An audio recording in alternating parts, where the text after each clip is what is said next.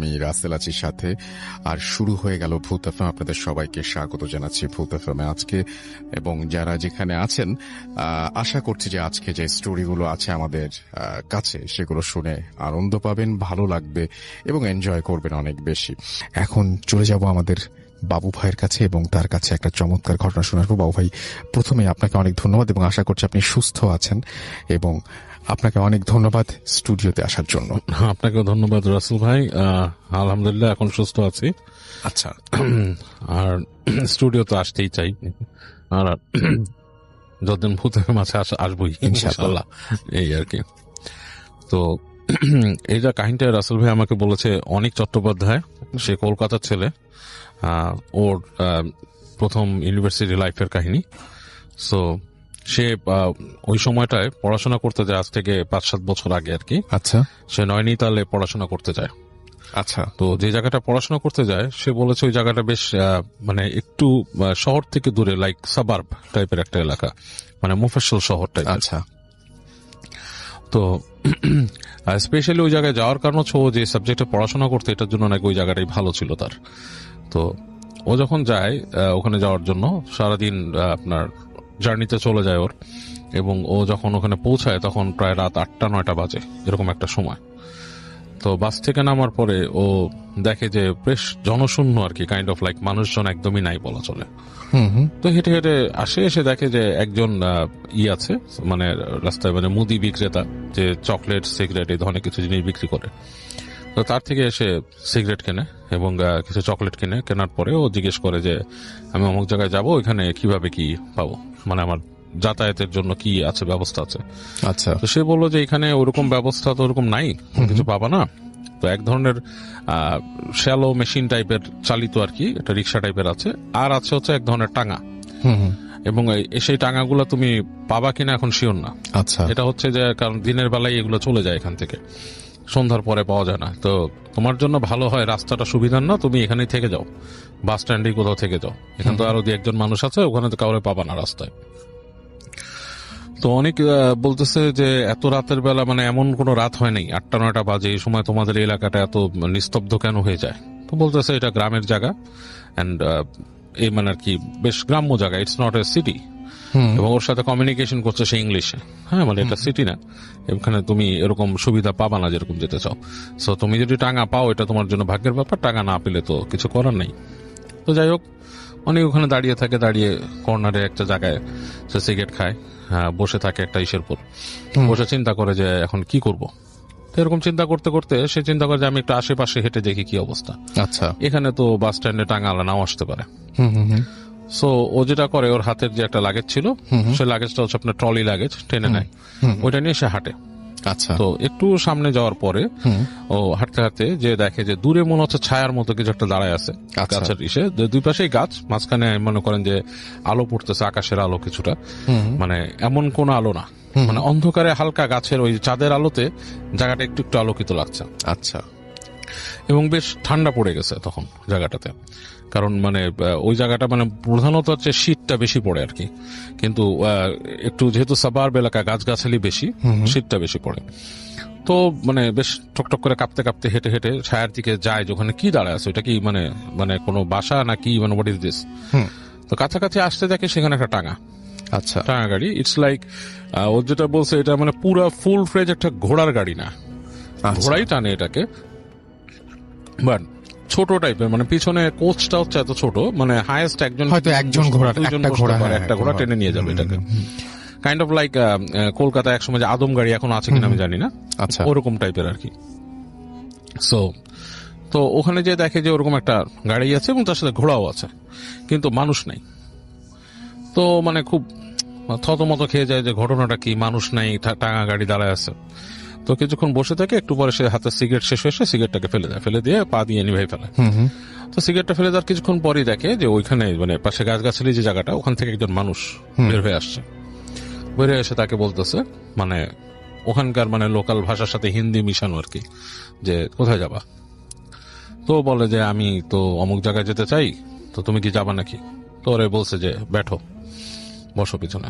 তো ও কোনো কথা না বলে সুন্দর, মনে করে যে এর থেকে ভালো সুযোগ তো আর নাই, এই পাওয়া গেছে, হ্যাঁ। বাস স্ট্যান্ডে কিছু নাই, বাস স্ট্যান্ডের আশেপাশে কোনো হোটেলও নাই, কোথাও নাই, ওখানে বসে রাত কাটানোর চেয়ে বেড়ার চলে যাই। তো বসে ওর যে ওই ইসে উঠে বসে তার যে লাগেজ থেকে খুলে সে পাতলা একটা সোয়েটার সে গায়ে দেয়। আচ্ছা। তো গায়ে দেওয়ার সময় তার হাতে ওই যে আপনার ছিল একটা ম্যাগাজিনটাও সে বের করে নেয় হাতে, মনে করে যে কোথাও যদি যে সে পড়তে পারে বা কিছু, মানে just to have something in his hand, okay, এরকম একটা নিয়ে এসে বসে। তো বসে সে ওখান থেকে আপনার যাওয়া শুরু করে আর কি, টাঙা চালাচ্ছে। তো বেশ অনেক দূর যাওয়ার পরে ও দেখতেছে যে সামনে যে জায়গাটা, সে জায়গাটাতে আপনার দুই পাশে গাছ নাই, বেশ প্রান্তরের মতো, মানে বেশ মাঠ টাইপের, এবং মানে চাঁদের আলোটা এমন ভাবে পড়ছে পুরো জায়গাটা ঝকঝক দেখা যাচ্ছে জায়গাটা। তো ও খুব এনজয় করা শুরু করে, সে মনে করে যে মানে this is a very nice thing to do. এই জায়গায় মানে জায়গাটা খুবই সুন্দর একটা জায়গা, তার এই যাওয়াটাই একটা সার্থকতা লাগতেছে। তো এরকমও যায়। তো টাঙ্গালাকে জিজ্ঞেস করে যে এখানকার পরিবেশ কেমন, এই মানে কিছু প্রশ্ন করার চেষ্টা করে লোকটাকে। তো লোকটা দেখাচ্ছে তার কথাবার্তা খুব একটা উত্তর দিচ্ছে না, এড়ায়, এবং ওই রাস্তার ঘোড়ার খুরের শব্দে আর মানে খুব চাপা পড়ে যাচ্ছে, আর বাতাস চলছে, খুব শোঁ বাতাস চলছে। তো এই সময় মানে এক সময় চুপি হয়ে যায় যে ব্যাপারটা কি। তো ওই জায়গাটা যখন পার হয় তখন দেখে যে সে আপনার আবার একটা এরকম তৈরি হচ্ছে রাস্তা, যেখানে দুই পাশে গাছ, এবং এইবারে গাছটা খুব ঘন হয়ে জন্মাইছে, মানে চাঁদের আলো প্রায় ঢুকতেছেই না, জায়গাটা বেশ ঘুরঘুরটি অন্ধকার। তো ওর বুকের মধ্যে কেমন একটা ছ্যাদ করে ওঠে, মনে হয় যে এই অন্ধকারে ঢুকে যাচ্ছে, কেমন জানি লাগে ওর কাছে। ইটস লাইক একটা কেইভে, বা আপনার যদি একটা ইসে প্রবেশ করে মানুষ, ধরেন একটা মানে টানেলে প্রবেশ করে, কাইন্ড অফ লাইক গাছের টানেল বলা যায় যেটাকে। তো ওখান থেকে ঢুকে যায় ঘোড়ার গাড়িটা। তো যখন সেখানে ঢুকে তখন না, ও অলমোস্ট কিছু দেখতে পায় না রাসেল ভাই। যেটা হয় যে শুধু ঘোড়ার শব্দ শুনতেছে, ঘোড়ার খুরের শব্দ, আর অন্ধকার, এবং অন্ধকারটা খুব জেঁকে বসছে। তো এই সময় ও মানে টের পায় ওর পেছনে কেউ, জাস্ট লাইক আমরা যদি রিক্সায় কেউ মানে আমরা পা দিয়ে উঠে কারো ঘাড়ের মধ্যে এরকম সুড়সুড়ি দেই, কাইন্ড অফ লাইক দ্যাট, ওর ঘাড়ের মধ্যে শীতল কোনো স্পর্শ, লাইক খুব মানে আইস কোল্ড কোনো টাচ ঘাড়ের কাছে। এবং ও খুব চমকা উঠে লাফ দিয়ে উঠে হাত দিয়ে দেখে যে কিছু নাই, এবং তখন মনে হয় যে কেউ দুষ্টুমি একটা হাসি দিয়ে পাশে চলে আসছে, এরকম একটাই। তো ও খুব ভয় পেয়ে যায়, ও হাত দিয়ে ওই যে টাঙা চালাচ্ছে তার জামা চেপে ধরে। তো দেখে যে টাঙাওয়ালা বেশ চাপা হাসি দিয়ে, কাইন্ড অফ লাইক মজা পেলে যেরকম কাইন্ড অফ লাইক দ্যাট, কেউ মজা করে যে কারোর সাথে আসে ওরকম হাসি দিয়ে বসে যে ব্যাটে রাখো চুড়েল হ্যাঁ, বসে থাকে চুড়েল। তো ও তো এটার সাথে পরিচিত এই জিনিসগুলো, যেহেতু সে ভারতের ছেলে এবং সে ভারতের বিভিন্ন অঞ্চলের বিভিন্ন মিথ, চুড়েল সম্বন্ধে আমি অনেকেই হয়তো শুনছে, চুড়িয়াল বাট ইজ চুড়েল ইজ আমাদের বাংলাদেশে আমরা যেটাকে অনেকে শাকচুন্নি বলে, অনেকে পেতনি বলে, সামথিং লাইক দ্যাট, বাট ভারতে হয়তো প্রচলিত আছে। অনেকেই চুড়েল সম্বন্ধে অনেক কিছু আমাকে বিস্তারিত আরো বলছে, আমি নিজেও জানতাম, ওর কাছ থেকে আরো কিছু শোনা, যে ওরা যেটা আমরা অনেকে ডাকিনি বলি আমাদের এখানে, ইট কাইন্ড অফ লাইক দ্যাট। এরা পথ দিয়ে আপনাকে নিয়ে যাবে, কোথাও চুবিয়ে মারবে, কখনো তারা আপনাকে ডিসগাইজ করে সুন্দর কোনো মেয়ে সেজে আসে, এরকম kind of like that. Actually মানে টু বি ফ্র্যাঙ্ক এগুলো হচ্ছে সবই হচ্ছে জিন, সোর্ট অফ এ জিন। বাট এনিওয়েজ আমি ওর বিশ্বাসেই থাকলাম বা ওর কথাতেই থাকলাম যে ওটা চুড়েল। ওকে যখন এটা বললো, ও তখন ওর গায়ের লোম সব একসাথে দাঁড়ায় গেল। আচ্ছা। এবং মানে ওর মনে হচ্ছে যে আমি এখানে না থাকাটাই বেটার ছিল, মানে কেন আমি এখানে আছি, এরকম একটা বোধ তার মধ্যে আসলো। এবং যখন সেই বোধটা পাইছে তখন তার মনে হলো ঠিক তার পাশেই কেউ বসে আছে সিটে, কোনো নারী। এবং যতটুকু সে স্পর্শ বুঝতে পারতেছে তার শরীরের সাথে স্পর্শ, মানে তার কাপড়ের প্যান্টের সাথে তারই মনে হচ্ছে একটা বরফের টুকরা তার পাশে বসা। এবং মানে ও বলার মতো না, ইন দ্যাট পয়েন্ট ও যেটা করছে, ওর যে লাগেজ নিয়ে চিন্তা করছে যে আমি ওই গাড়ি থেকে লাফ দিয়ে পড়ে যাবো নিচে। বাট তখন সে মনে করছে এখান থেকে কোনোভাবে সরতে হবে আমাকে, হ্যাঁ এখান থেকে পড়লে তো আমি শেষ, মানে আমার এটা চিন্তা করে সে ওই মানে পড়ার চিন্তাটা মানে লাস্ট মোমেন্টে তার ওই জ্ঞানটুকু রাখছে যে সে ওখান থেকে পড়েনি। সে চিন্তা করতেছে যে এখান থেকে বেরিয়ে যায় কোনো মতে। তো ওই যে গাড়িটা যখন নাকি ঠিক ওই দূরে দেখতেছে লাইট, ওই টানেলের মতো জায়গাটা যখন পার হয়েছে সে তখন ওখান থেকে লাফ দিছে, এবং সে কোনো লাগেজ টাগেজ কিছু ছাড়াই লাফ দিয়ে পড়ছে। ওখানে পড়ে সেই জায়গাটা পড়ছে, দেখছে সামনে ধুধু মাঠ, লাইক প্রান্তরের টাইপের, দৌড়ানো শুরু করছে। দৌড়াচ্ছে দৌড়াচ্ছে দৌড়াচ্ছে, ওর বুঝতে পারতেছে না ওর পিছনে কিছু আসতেছে কিনা। দৌড়াতে দৌড়াতে দৌড়াতে অনেক দূর পর্যন্ত গেছে, যে দেখছে যে একটা বাসার মতো, মানে কয়েক সারি বাসা ওখানে আর কি, এরকম মানে একতলা বাসার মতো আছে, সেখানে হয়তো বার্ন টার্ন গোয়াল টোয়াল আছে এরকম কিছু। তো ওখানে বাসার সামনে গেছে, তো ফিরে দেখে যে পেছনে একটা নারী মূর্তি আসতেছে।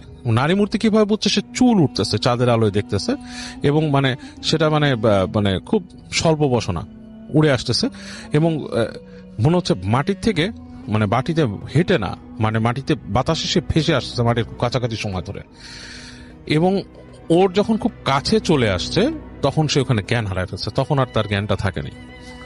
তো পরবর্তীতে মানে ও জানে না কতক্ষণ সে বেহুশ ছিল, ওর হুঁশ ফিরে দেখে যে একটা ঘরের মধ্যে সে, এবং সেখানে আপনার এই জ্বলতেছে, বাতি জ্বলতেছে কম পাওয়ারের, একটা লোক, তার সাথে একটা মহিলা, তারা, এবং সে মহিলাকে দেখেও ভয় পাওয়া শুরু করছে, প্রচন্ড ভয় পাচ্ছে। তখন তাকে বলতেছে, কি হয়েছে তোমার, জিজ্ঞেস করতেছে ওকে। বলতেছে যে আমি তো আসছি, আমি বাইরের থেকে আসছি, ক্যালকাটা থেকে আসছি, এখানে এরকম এরকম সিচুয়েশন, কিছু কিছু বলতে পারছে আর কি। তখন তাকে বলছে যে এটা কিছু না, এখানকার রাস্তাঘাটে রাতের বেলা এরকম অনেক কিছু দেখা যায়, সো তুমি চিন্তা করো না, তুমি এখানে আসো আমাদের বাসায়, এটা তুমি থাকো, তারপর তোমাকে সকালে আমরা পৌঁছায় তার ব্যবস্থা করব। তো অনেকের রাতে খুব জ্বর আসে, মারাত্মক আকাশ পাতাল জ্বর, এবং সে তখন শুধু কষ্ট করে মানে বোঝাতে সক্ষম হয় ওদেরকে যে আমি যেই কলেজে বা ইউনিভার্সিটি আসছি ওখানে একটু খবর দেন, ওখানকার কেউ এসে আমাকে নিয়ে যাবে। এবং আলটিমেটলি তারা এসে ওকে নিয়ে যায়, এবং ও ওখানে পরে ছিল বহুত দিনে, ওখানে সে গ্র্যাজুয়েশনটা কমপ্লিট করছে খানিক। এবং ওই এলাকাতে এই ধরনের প্রচুর আরো মিথ আছে, এবং আরো এই ধরনের কিছু কিছু কাহিনী আছে। সে বলছে যে he can send me over letter on, যে ওখানকার ঘটনা আরো যেগুলো আছে, সেটা মানে এই সাবার্ব এলাকা, কিছুটা পাহাড়ি টাইপের এলাকা হতে নাকি এই ধরনের জিনিস অনেকেই দেখে। আর এই চুড়েল টাইপের ব্যাপারটা কিন্তু রাসেল ভাই আমি এর আগে অনেকের কাছে শুনেছি, একটা ফার্স্ট হ্যান্ড এক্সপিরিয়েন্স, যে আমি শুনেছি যে আমার নানারা একসময় পাকিস্তানে থাকতো, যখন দেশ ছিল বিভাগের আগে, তখন ওনারা শুনেছিল যে ওনার এক ফ্রেন্ড এরকম একদম ফার্স্ট হ্যান্ড এক্সপিরিয়েন্স, আমার নানার বন্ধু, আমার নানা মারা গেছে এখন, বাট ওনার এক বন্ধুর কথা বলছি, যে উনি গাড়ি দিয়ে আসছিলেন, এবং উনি দেখেছেন যে ঠিক আপনার গাড়ির সামনে একটা মহিলা দাঁড়িয়ে আছে, এবং ঠিক আমরা যেমন হিন্দি মুভি বা কোনোটাতে শুনি যে লাইক কালো কাপড় পরা বা সাদা কাপড় পরা, কাপড়ের কালারটা আমার ঠিক মনে নাই, বাট এখনো মনে আছে, বলছে যে দাঁড়িয়ে ছিল এরকম, এবং উনি ওখানে থামান নাই গাড়িটা, উনি চালায় গেছেন গাড়ি। আচ্ছা, উনি চালায় যাওয়ার পর যেটা হয়েছে, গাড়ি ভেদ করে উনি চলে গেছে। মহিলাটার মুখটা মনে হলো উইন্ডশিল্ডের মধ্যে এসে একটা হাসি দিয়ে পার হয়ে গেছে, এবং উনিকে যখন পার হয়ে গেছে তখন ওনাকে নাকি বলছে যে তুই তোর গাড়িতে থাকাতে বেঁচে গেলি, এরকম আর কি ওখানকার ভাষায়। তো কারণ হচ্ছে ওনার গাড়ির যে রিয়ার ভিউ মিরর, ওখানে উনি একটা ছোট্ট কোরআন শরীফ ঝুলা রাখতো তখন। আচ্ছা আচ্ছা আচ্ছা আচ্ছা আচ্ছা, হ্যাঁ, এটা কিন্তু অনেক আগের পাকিস্তান আমলের একটা ঘটনা। তো এই ধরনের জিনিস ভারত পাকিস্তানের বিস্তীর্ণ অঞ্চলগুলোতে কিন্তু অনেকেই দেখে, চুড়েল বা ডাকিনি যেটাকে বলেন। এটাই Rasel. Thank you so much, thank you চমৎকার ঘটনা দিয়ে আমরা শুরু করলাম আজকে। হ্যালো রাসেল ভাই, আশা করছি আপনি ভালোই আছেন। আমি সোহাগ চক্রবর্তী যশোর থেকে বলছি। আজকে আমি ইন্ডিয়াতে ঘটে যাওয়া হাসপাতালের একটি ঘটনা আপনার সাথে শেয়ার করতে যাচ্ছি।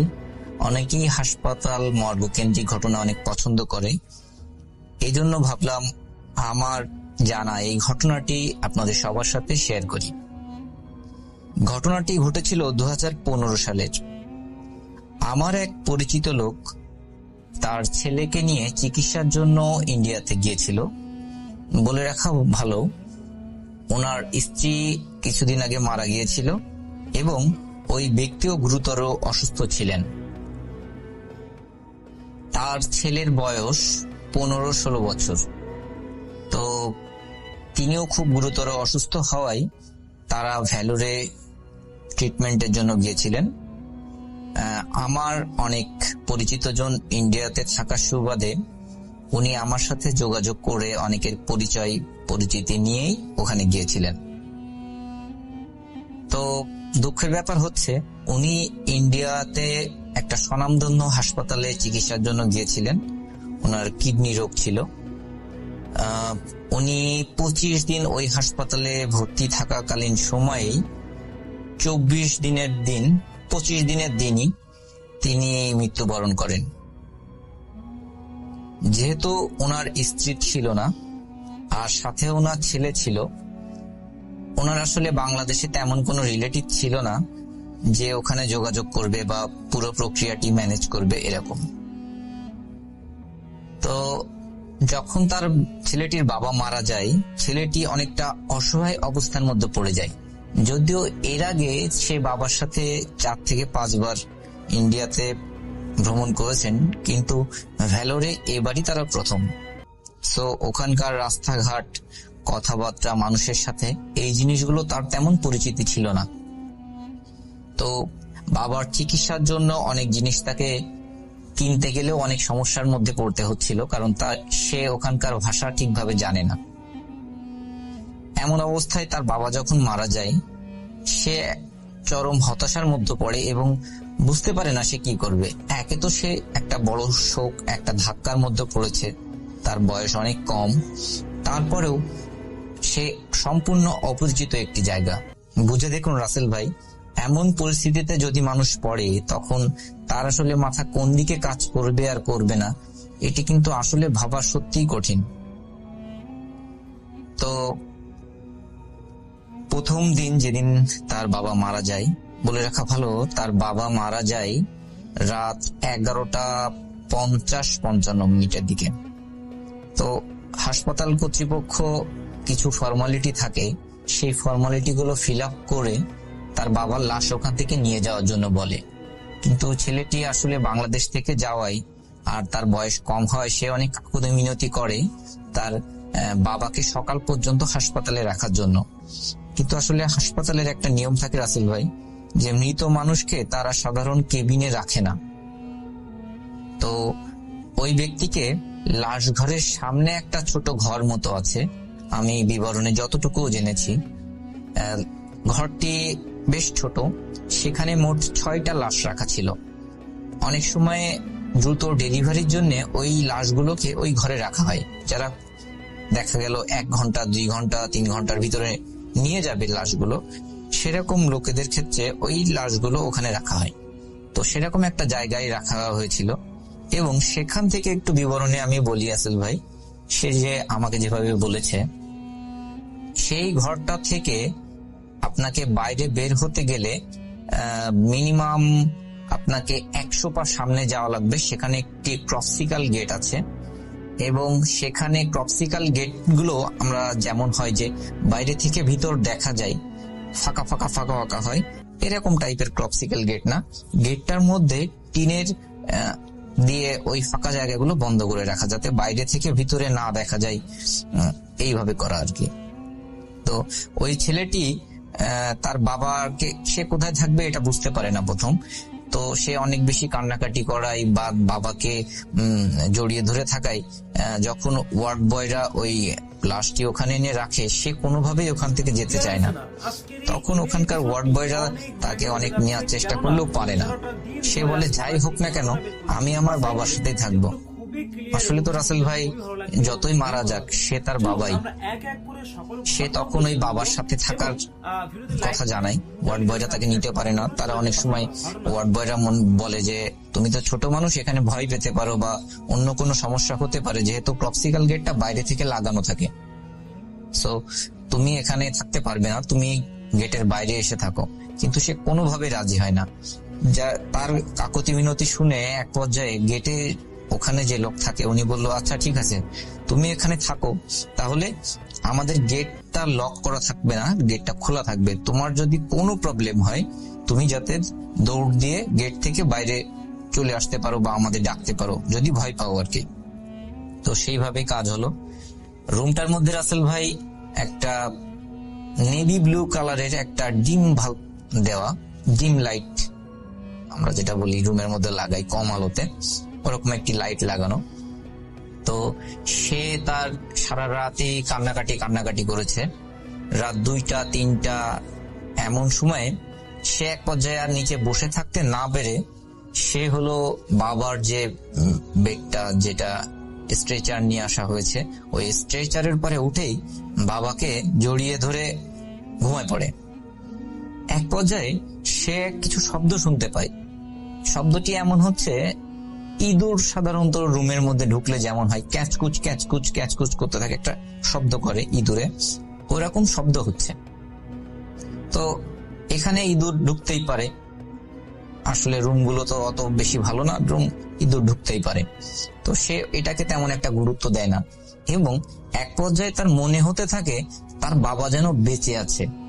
কারণ সে যখন ওয়ার্ড বয়ের সাথে স্ট্রেচারে করে লাশটি নিয়ে আসছিল, তখন বাবার হাত পা ঠান্ডা হয়ে গিয়েছিল এবং অনেক সাদা হয়ে গিয়েছিল। তার বাবা অনেক ফর্সা লোক, একদম সাদা হয়ে গিয়েছিল। কিন্তু সে যখন বাবাকে জড়িয়ে ধরে শুয়ে আছে, তখন তার মনে হচ্ছে তার বাবা বেঁচে আছে, জীবন্ত তিনি, কারণ তার শরীরে সে টেম্পারেচার ফিল করতে পারছিল। সে একটা মনের মধ্যে কেন জানি তার একটা সাহস তৈরি হয়ে গেল, সে বাবাকে খুব জড়িয়ে ধরেই ওখানে শুয়েছিল। এবার কিছু সময় পর থেকে আরো কিছু অদ্ভুত ঘটনা ঘটা শুরু হলো।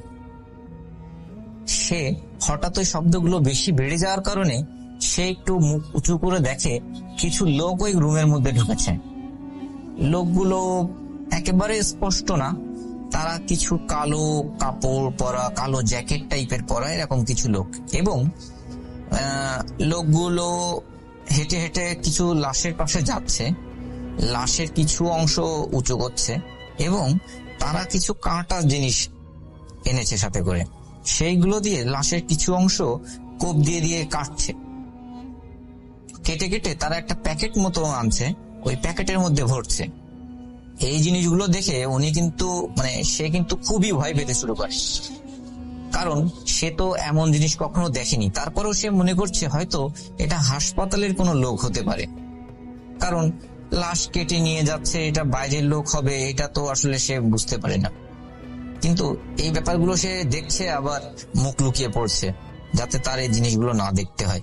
কিন্তু তার কাছাকাছি যখন ওই লোকগুলো চলে আসছে, তখন পাশের একটা লাশকে যখন ওইভাবে হাত কাটছে, পা কাটছে বা শরীরের অন্য অংশ কেটে নিচ্ছে, তখন হঠাৎ সে দেখে পাশের সে একজন মহিলা। সে বলছে, আরে এই লোকের চোখ দুটো কত সুন্দর, বলেই সে দেখে আঙুল দিয়ে তার চোখটা টান দিয়ে তুলে ফেললো। এবং চোখটা যখন আঙুল দিয়ে টান দিয়ে তুলে ফেললো রাসেল ভাই, সে তো বয়স অনেক কম, সে দেখছে যে চোখের নিচে অনেকটা লম্বা ফিতার মতো অনেক কিছু একটা মাথার মধ্যে থেকে বের হয়ে আসলো, এবং ওই মহিলা কিছু না বলে বলছে এটা অনেক সুস্বাদু হবে বলে মুখে ঢোকা দিল। এখন সে এই ব্যাপার দেখে এতটাই ভয় পেয়েছে যে আসলে কি বলবে কি বলবে না। আরো রাসেল ভাই আরো অবাক করার ব্যাপার হচ্ছে, সে ওখানে কারোর সাথে ঠিকভাবে কমিউনিকেট করতে পারছে না কথা বা ভাষার কারণে। কিন্তু ওখানে যে লোকগুলো আছে সবাই তারা বাংলা ভাষাতে কথা বলছে।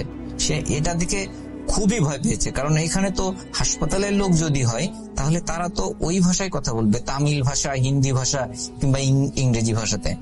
কিন্তু তারা কথা বলছে বাংলা ভাষাতে, এবং চোখ উঠায় সে গালের মধ্যে ঢুকায় সেটা খেয়ে খাচ্ছে, খুব বলছে হ্যাঁ খুব ভালো খেতে, এটা ভালো, ওইটা ভালো, এইভাবে নিচ্ছে। অনেকটা খাচ্ছে তারা, অনেকটা তারা প্যাকেটে ঢুকাচ্ছে। এখন এই পর্যায়ে একটা টুইস্ট আছে রাসেল ভাই। ওই যে আমি প্রথমে বলছিলাম, ছেলেটা প্রথম যখন বাবার বুকের পরে উঠে চিন্তা করলো যে বাবা জীবন্ত, একটা সাহস ফিল হলো, এই ব্যাপারটা আরো পরে ইন্টারেস্টিং হয়ে যায়। সে যখন ভয় পেতে থাকে এবং বাবাকে জোরে চেপে ধরে, তখন তার বাবার একটা হাত তার গায়ের উপর দিয়ে এসে পড়ে, একদম আমরা এক হাত দিয়ে যদি কাউকে জড়িয়ে ধরি, ঠিক যেভাবে জড়িয়ে ধরা হয় সেইভাবে জড়িয়ে ধরে। এখন এইটাই কিন্তু আমরা স্বাভাবিকভাবে ভয় পাবো, কিন্তু ওই ছেলেটি এতই ভয় পেয়েছিল যে যখন তার বাবার একটা হাত জড়িয়ে ধরার মতো তাকে জড়িয়ে ধরে খুব শক্তভাবে, তখন সে খুব বেশি সাহস পেতে থাকে। সে তখন আর এটা ভয় পায় না। এইভাবে সে কত বেলা ভয়তে ছিল বা সেন্সলেস হয়ে গিয়েছিল এটা সে জানে না। ভোরবেলায় যখন দেখে বাইরে থেকে কিছু আলো আসছে ওই রুমের মধ্যে, তখন দেখে ওই রুমের মধ্যে আসলে কেউ নাই, আর তার বাবার হাত কিন্তু ওইভাবে আর ধরে নেই, হাত কিন্তু আবার সোজা হয়ে গেছে। সে আসলে যতটা ভয় পেয়েছিল ওই সময়, কিন্তু পরবর্তীতে সে অনেকটাই বেশি অবাক হয়, যেটা কি হলো আমার সাথে। তখন সকাল হলে সে বাইরে গিয়ে ওয়ার্ড বয় যারা ওখানে 2-1 দিন কথা বলে যাদের সাথে মোটামুটি পরিচিত হয়েছিল তাদের সাথেই বলে ঘটনাটি এরকম। তখন ওয়ার্ড বয়রা বলে যে আসলে তোমার বয়স কম বলে তোমাকে আমরা ওখানে রাখতে চাচ্ছিলাম না, এই কারণেই। এখানে এরকম প্যারানর্মাল কিছু ঘটনা ঘটে। অনেকেই দেখে যে এখান থেকে লাশ কেউ খেয়ে যাচ্ছে, অনেক সময় বাস্তবিকভাবেও লাশের কিছু অংশ গায়েব হয়ে যায়। তারপরে আরো অনেক ঘটনা ঘটে। তুমি বয়স অনেক কম হওয়ার কারণে তোমাকে আমরা ওখানে রাখতে চাচ্ছিলাম না। সো এটা ছিল ঘটনা। পরবর্তীতে ওই ছেলে আমার সাথে ফোনে কথা বললে আমি ওখান থেকে কিভাবে আসবে সেটা নিয়ে আমি তাকে সব পরামর্শ দিই। সে লাশ নিয়ে আর দেশে ফিরতে পারে না, ওখানেই তার বাবার লাশের সৎকার করে সে বাংলাদেশে চলে আসে এবং বাংলাদেশে আসার পরে সম্পূর্ণ ঘটনাটি আমার সাথে শেয়ার করে। আমি আজকে সেই ঘটনাটি আপনার সাথে শেয়ার করলাম রাসেল ভাই। যদি আপনার ঘটনাটি পছন্দ হয় তো শ্রোতাদের উদ্দেশ্যে আপনি প্রচার করবেন, আর ভালো থাকবেন। ধন্যবাদ রাসেল ভাই। সো ভাই অনেক অনেক প্রশংসা, এবং তারপরে আপনার সেকেন্ড ঘটনায় আমরা চলে যাই। সবাইকে ধন্যবাদ কাহিনীগুলো ভালো লাগার জন্য, আপনাদের জন্য কষ্ট করে কালেক্ট করা। যাই হোক, এটা হচ্ছে তপুর কাহিনী। রাসেল ভাই সে আমাদের মোহাম্মদপুর এলাকার ছেলে। আচ্ছা। কিন্তু তার স্পেসিফিক লোকেশন বলবো না, তার যেখানকার কাহিনী। মোহাম্মদপুর অনেক বড় এলাকা। জি, সেখানকার সেটাই। তো তপুর ব্যাপারটা হচ্ছে সে মোহাম্মদপুরে যে অঞ্চলটা থাকে সে অঞ্চলটা বেশ নিরিবিলি। আচ্ছা। বাট এটা লালমাটিয়া না। আচ্ছা, একটু বলে দিলাম। আচ্ছা, বেশ নিরিবিলি একটা জায়গা, মানুষ বুঝেই ফেলবে মোহাম্মদপুরের নিরিবিলি জায়গা, একদম আমার চোখের সামনে ভাসছে। হ্যাঁ, তো যাই হোক, তপু যেখানে থাকতো, তপুর নামটাও কিন্তু একটু চেঞ্জ করা আছে। হ্যাঁ, তপু নিজেই বুঝবে, আর কেউ বুঝবে না হয়তো। আচ্ছা। তো যাই হোক, ও যেখানটা থাকতো সেই জায়গাটা হচ্ছে যে আপনার বেশ নিরিবিলি, এবং ওদের একটা 3 তলা বাড়ি ছিল ওখানে। এবং ওদের বাসায় ওর বড় ভাই থাকতো, বিদেশে চলে গিয়েছিল, আর ওর আম্মু, ও আর ওর বোন থাকতো। তো ওর আম্মুর অ্যাজমা প্রবলেম ছিল, উনি মাঝে মাঝে অসুস্থ হয়ে যেতেন। তো তখন ওনাকে ডাক্তার দেখাইতে হতো, এবং মাঝে মাঝে মানে খুব খারাপ অবস্থা হতো। আচ্ছা। তো ওদের মানে ওর বাবা মারা গেছেন। সো ওর বড় ভাই এবং ওরাই হচ্ছে মানে গার্ডিয়ান, পুরো বাড়িটা টেক কেয়ার করতে হয়। তো এরকম অবস্থায় একদিন এরকম রাতের বেলা, তখন তখন এরকম 1-2টা বাজে আর কি, বেশ নীরব হয়ে গেছে। আর ওই সময়টাতে মানে আজ থেকে 10-15 বছর আগে তখন কিন্তু মোহাম্মদপুর জায়গাটা মানে আরেকটু ঢাকা শহরটাই আরেকটু ব্যাকওয়ার্ড ছিল আর কি। এতটা আধুনিকতাটা মানে এখন খুব বেশি গাড়ি ঘোড়া, তখন একটু কম ছিল। তো যা হচ্ছে যে রাতের বেলা ওর আম্মু এরকম হঠাৎ করে আস্তে আস্তে তার শ্বাসকষ্ট হয়, হাঁপানি উঠে, এবং ওরা মাকে চেষ্টা করে যে যেগুলো দেওয়ার আর কি, যে উনি যে ট্যাবলেট খান, তারপরে নেবুলাইজার মেশিন, এগুলো দিয়ে চেষ্টা করে, বাট দেখছে যে ওনার এটা কমতেছেই না। এমন একটা অবস্থায় গেছে যে ওনাকে মানে মানে ঠিক করে রাখা যাচ্ছে না, শ্বাস উঠতেছে পড়তেছে।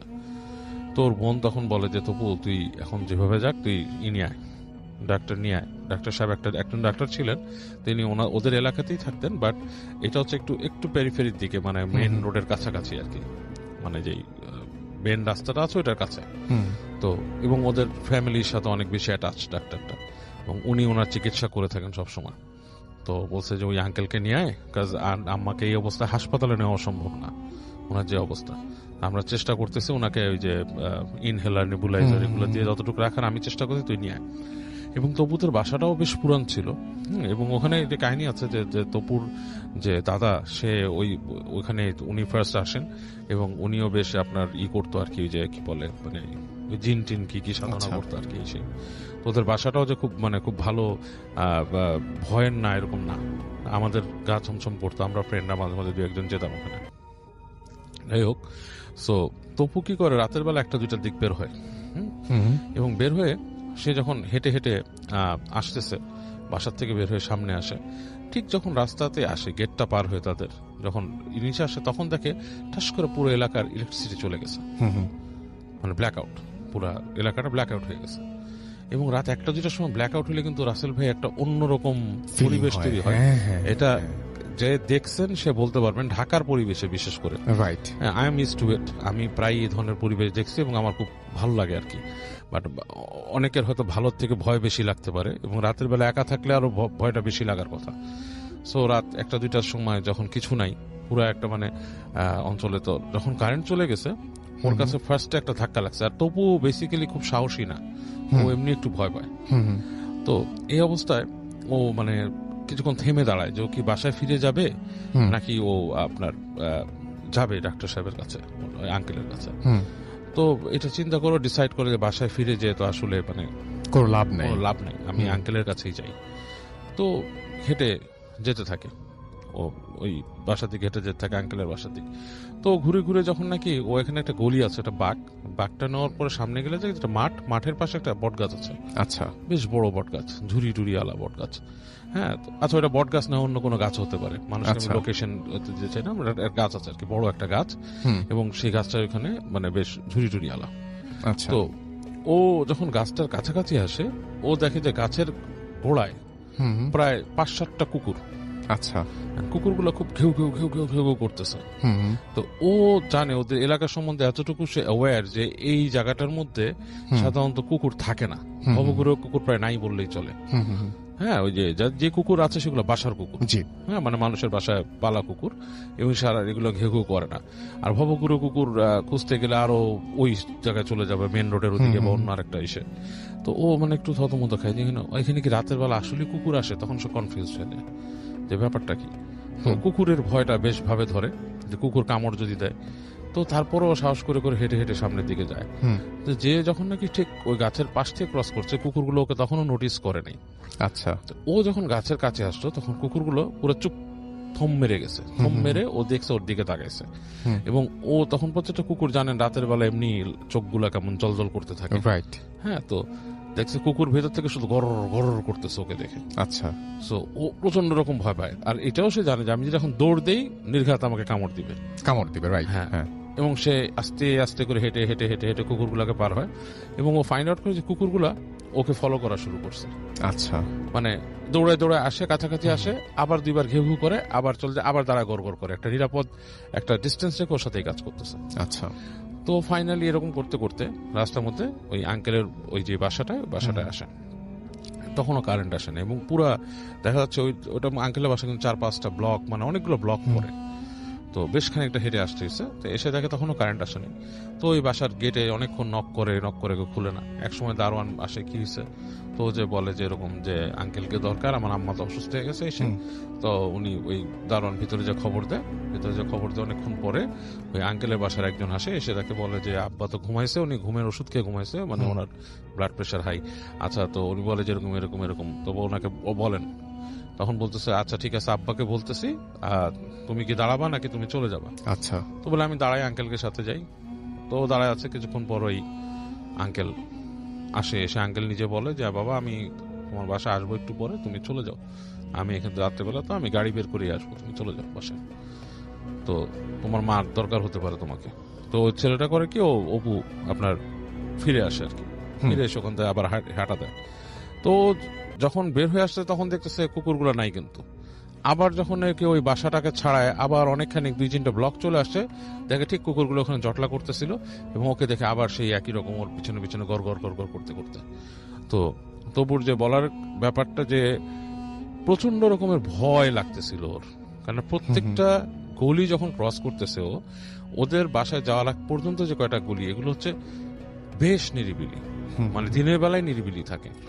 হ্যাঁ, আর রাতের বেলা সেগুলো মনে করেন গা ছমছম করা পরিবেশ সন্ধ্যার সময় তৈরি হয়ে যায়, কারণ কয়েকটা গাছ আছে, সেই গাছগুলোর বর্তমানে আছে কিনা আই ডোন্ট নো, বাট ওই সময়টা আমিও রিকল করে চিন্তা করতে পারি, কিছু গাছ ছিল যেগুলোতে মানে বেশ ছেয়ে যেত জায়গাটা, ঠিক আছে।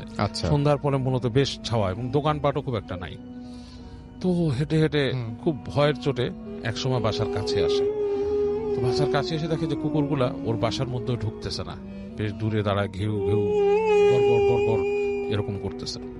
এরকম করতে করতে ও আস্তে আস্তে করে হেঁটে ওদের ওই যে লোহার গেটটা পার হয়। এখন ওদের গাড়ি বারান্দা, পুরোনো আমলের বাড়ি, হেঁটে হেঁটে হেঁটে হেঁটে পার হচ্ছে। তো ঠিক যখন নাকি ওদের সিঁড়ি ঘরে ঢুকবে রাসেল ভাই, তখন দেখে যে সিঁড়ির গোড়ার দিকে কেউ একজন বসে আছে, মানে মনে হচ্ছে একটা মানুষ ঠিক সিঁড়ির পাশে, মানে সিঁড়ির যে রেলিং সেটার পাশে বসে আছে, এবং মানে কেমন বিদঘুটে একটা নয়েজ তৈরি করতেছে। ইটস লাইক ইঁদুরের গলায় যদি মানুষ কথা বলার চেষ্টা করে, কাইন্ড অফ লাইক দ্যাট। হ্যাঁ, এরকম একটা ব্যাপার। তো মানে প্রচন্ড ভয়ের, এবং ও মানে মানে ওর মাথাটা মানে কাজ করছে না। এলোমেলো হয়ে যায় ওর মাথায় এই জিনিসটা দেখে। ও যে সিঁড়িতে উঠবে ওই জিনিসটাকে ক্রস করে, সেরকম না। তো ও ওই দিক থেকে চিন্তা করতেছে যে আমি যেতে হবে উপরে। এরকম সময় উপর থেকে ওর বোনের ডাক শুনতে পায় যে তবু তুই আসছিস নাকি, হ্যাঁ কারেন্ট যেতে। তো ও করে কি, যখন নাকি ওই একটুখানি উঠে সিঁড়িতে উঠে, তখন দেখে যে ওই যে ক্রিচার যেটা সেটা একটু বের হয়ে আসছে। আচ্ছা, হ্যাঁ, হালকা একটা বাইরের আলোর মতোর মুখে পড়ছে। ইটস লাইক খুব বুড়া মানুষের যদি চুল টুল চলে যায় রাসেল ভাই, it's like grey colour skin, like ইঁদুরের বাচ্চা থাকে না কিছু, এই টাইপের স্কিন, কিন্তু মানুষ, মহিলা টাইপের। হ্যাঁ, মানে ওকে দেখে খ্যাক করে একটা শব্দ করে ওকে এরকম মানে মানে মানুষকে ধাওয়া দেয় না, সেরকম এরকম একটা ধাওয়া দেয়। হ্যাঁ, এরকম একটা ধাওয়া দেয়, ধাওয়া দিয়ে ওরা হ্যাঁ এরকম এরকম সাউন্ড করে। ও করে কি সিঁড়িতে মানে পিছলায় মিছলায় দৌড় দেয়। হ্যাঁ, আর পিছন থেকে বলে তোর মা গেছে। ওর বুকের মধ্যে প্রচন্ড ধাক্কা লাগে এবং একটা সাহসও লাগে। যখন বলে তোর মা গেছে, সে নাকি ছেড়ে দৌড় দিয়ে নিচে নেমে আসে। মানে ওর মাথায় এমন রাগ উঠছিল যে ও লাথি মারবো এটাকে, এবং নিচে এসে দেখো এটা নাই। আচ্ছা, এবং আলটিমেটলি সে উপরে উঠে যায় তবু, এবং তখন দেখা যাচ্ছে ওর কাইন্ড অফ লাইক সাহস হয়ে গেছে অন্য টাইপের। ও যখন বাসায় আসছে তখন কারেন্ট আসে, ঠাস করে কারেন্ট আসছে, এবং ওর বোন বলতেছে যে আম্মার অবস্থা খুবই খারাপ। সেই তো যখন ভিতরে ঢুকে বোন সহ ঢুকে যায়, দেখে যে ওর আম্মা কোয়াইট নর্মাল, মানে শ্বাসকষ্ট অনেক কমে গেছে, নর্মাল। তোর মাকে যে বলে আম্মু কি হয়েছে, হাত ধরে বেশ ওর মানে আবেগ আপ্লুত হয়ে যায়, বলে কি হয়েছে এসে। তো বলে যে না আমার অনেক শ্বাসকষ্ট ঠিক হয়ে গেছে। তো ইন দ্য মিন টাইম কিছুক্ষণ পর ডাক্তার সাহেব আসেন। ওই ডাক্তার সাহেব এসে ওর মাকে চেক করে বলে কি যে তোমাদের জন্য বেস্ট হয় কি একটা কথা বলি, তোমরা না এই বাসাটাকে ভাড়া দিয়ে কোথাও চলে যাও। আচ্ছা, হ্যাঁ, বলে কেন? বলে তোমাদের ভালোর জন্য বলি, কাজ এই যে এই বাসাটাতে তোমার দাদা থাকতো, তোমার দাদিরও কিন্তু হাঁপানি ছিল। হ্যাঁ, ওর দাদিরও হাঁপানি ছিল, এবং এইটা আমার বিশ্বাস যে এটা সুপার ন্যাচারাল কজ আছে কোনো। আচ্ছা, যদিও আমি একজন ডাক্তার, আমার বলা ঠিক না এই ধরনের কথা, বাট আমি বিশ্বাস করি এরকম কিছু ব্যাপার স্যাপার এখানে আছে। এবং তোমার আম্মার এই যে হঠাৎ হঠাৎ অ্যাজমা অ্যাটাক, ওনার কিন্তু এই শ্বাসকষ্ট অসুখ নাই। এটা আমি বিলিভ করি কিছু একটা, কাজ এই যে ওনাকে ইনহেলার দিছো, এটা তো ওনার একটা কমে যাওয়ার কথা। হ্যাঁ, তারপর তুমি নেবুলাইজার দিছো, এটাও একটা জিনিস ভিতরে ক্লিয়ার করে ফেলে। মেডিকেলি যে ছোটখাটো ট্রিটমেন্টটা করা দরকার ওনার অ্যাজমা সিনড্রোমে যা আছে, এটা ওনার ঠিক হয়ে যাওয়ার কথা। উনি এমন পেশেন্ট না যে ওনাকে অক্সিজেন যে সারাক্ষণ রাখতে হবে, সেগুলো আমি ওরকম ব্যবস্থা করতাম।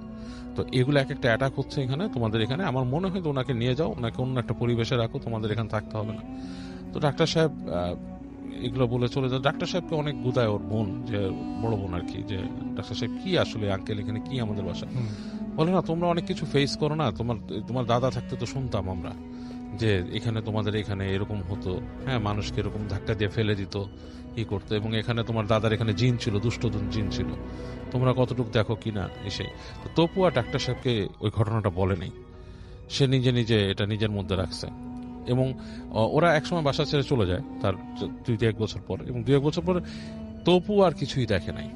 এবং সে যা বলছে যে দেখো আমার ভেতরে একটা সাহস, আমি বিশ্বাস করি এখন আমি যদি ওভারকাম করতে পারি, আমার বাসা এই জিনিসগুলো আমাকে কোনো ক্ষতি করতে পারবে না, এটা আমাদের বাসা, আমি এটাই করি। আমরা এই আত্মবিশ্বাসটা থাকতে। হ্যাঁ, বলছে যে আমরা চলে গেছি বাসার থেকে নট বিকজ অফ যে এই জিন ক্ষতি করতেছে বা কিছু, আমরা চলে গেছি আমাদের দরকারে। আমাদের বাসা আসলে আমাদের হচ্ছে না, মানে ওইভাবে করে বাসাটা বেশি বড়, আমাদের একটা কম্প্যাক্ট জায়গা দরকার, বাসাটা পরবর্তীতে আমরা বিল্ডার্সকে দিয়ে দিব এই কারণে, but not because of that জিন।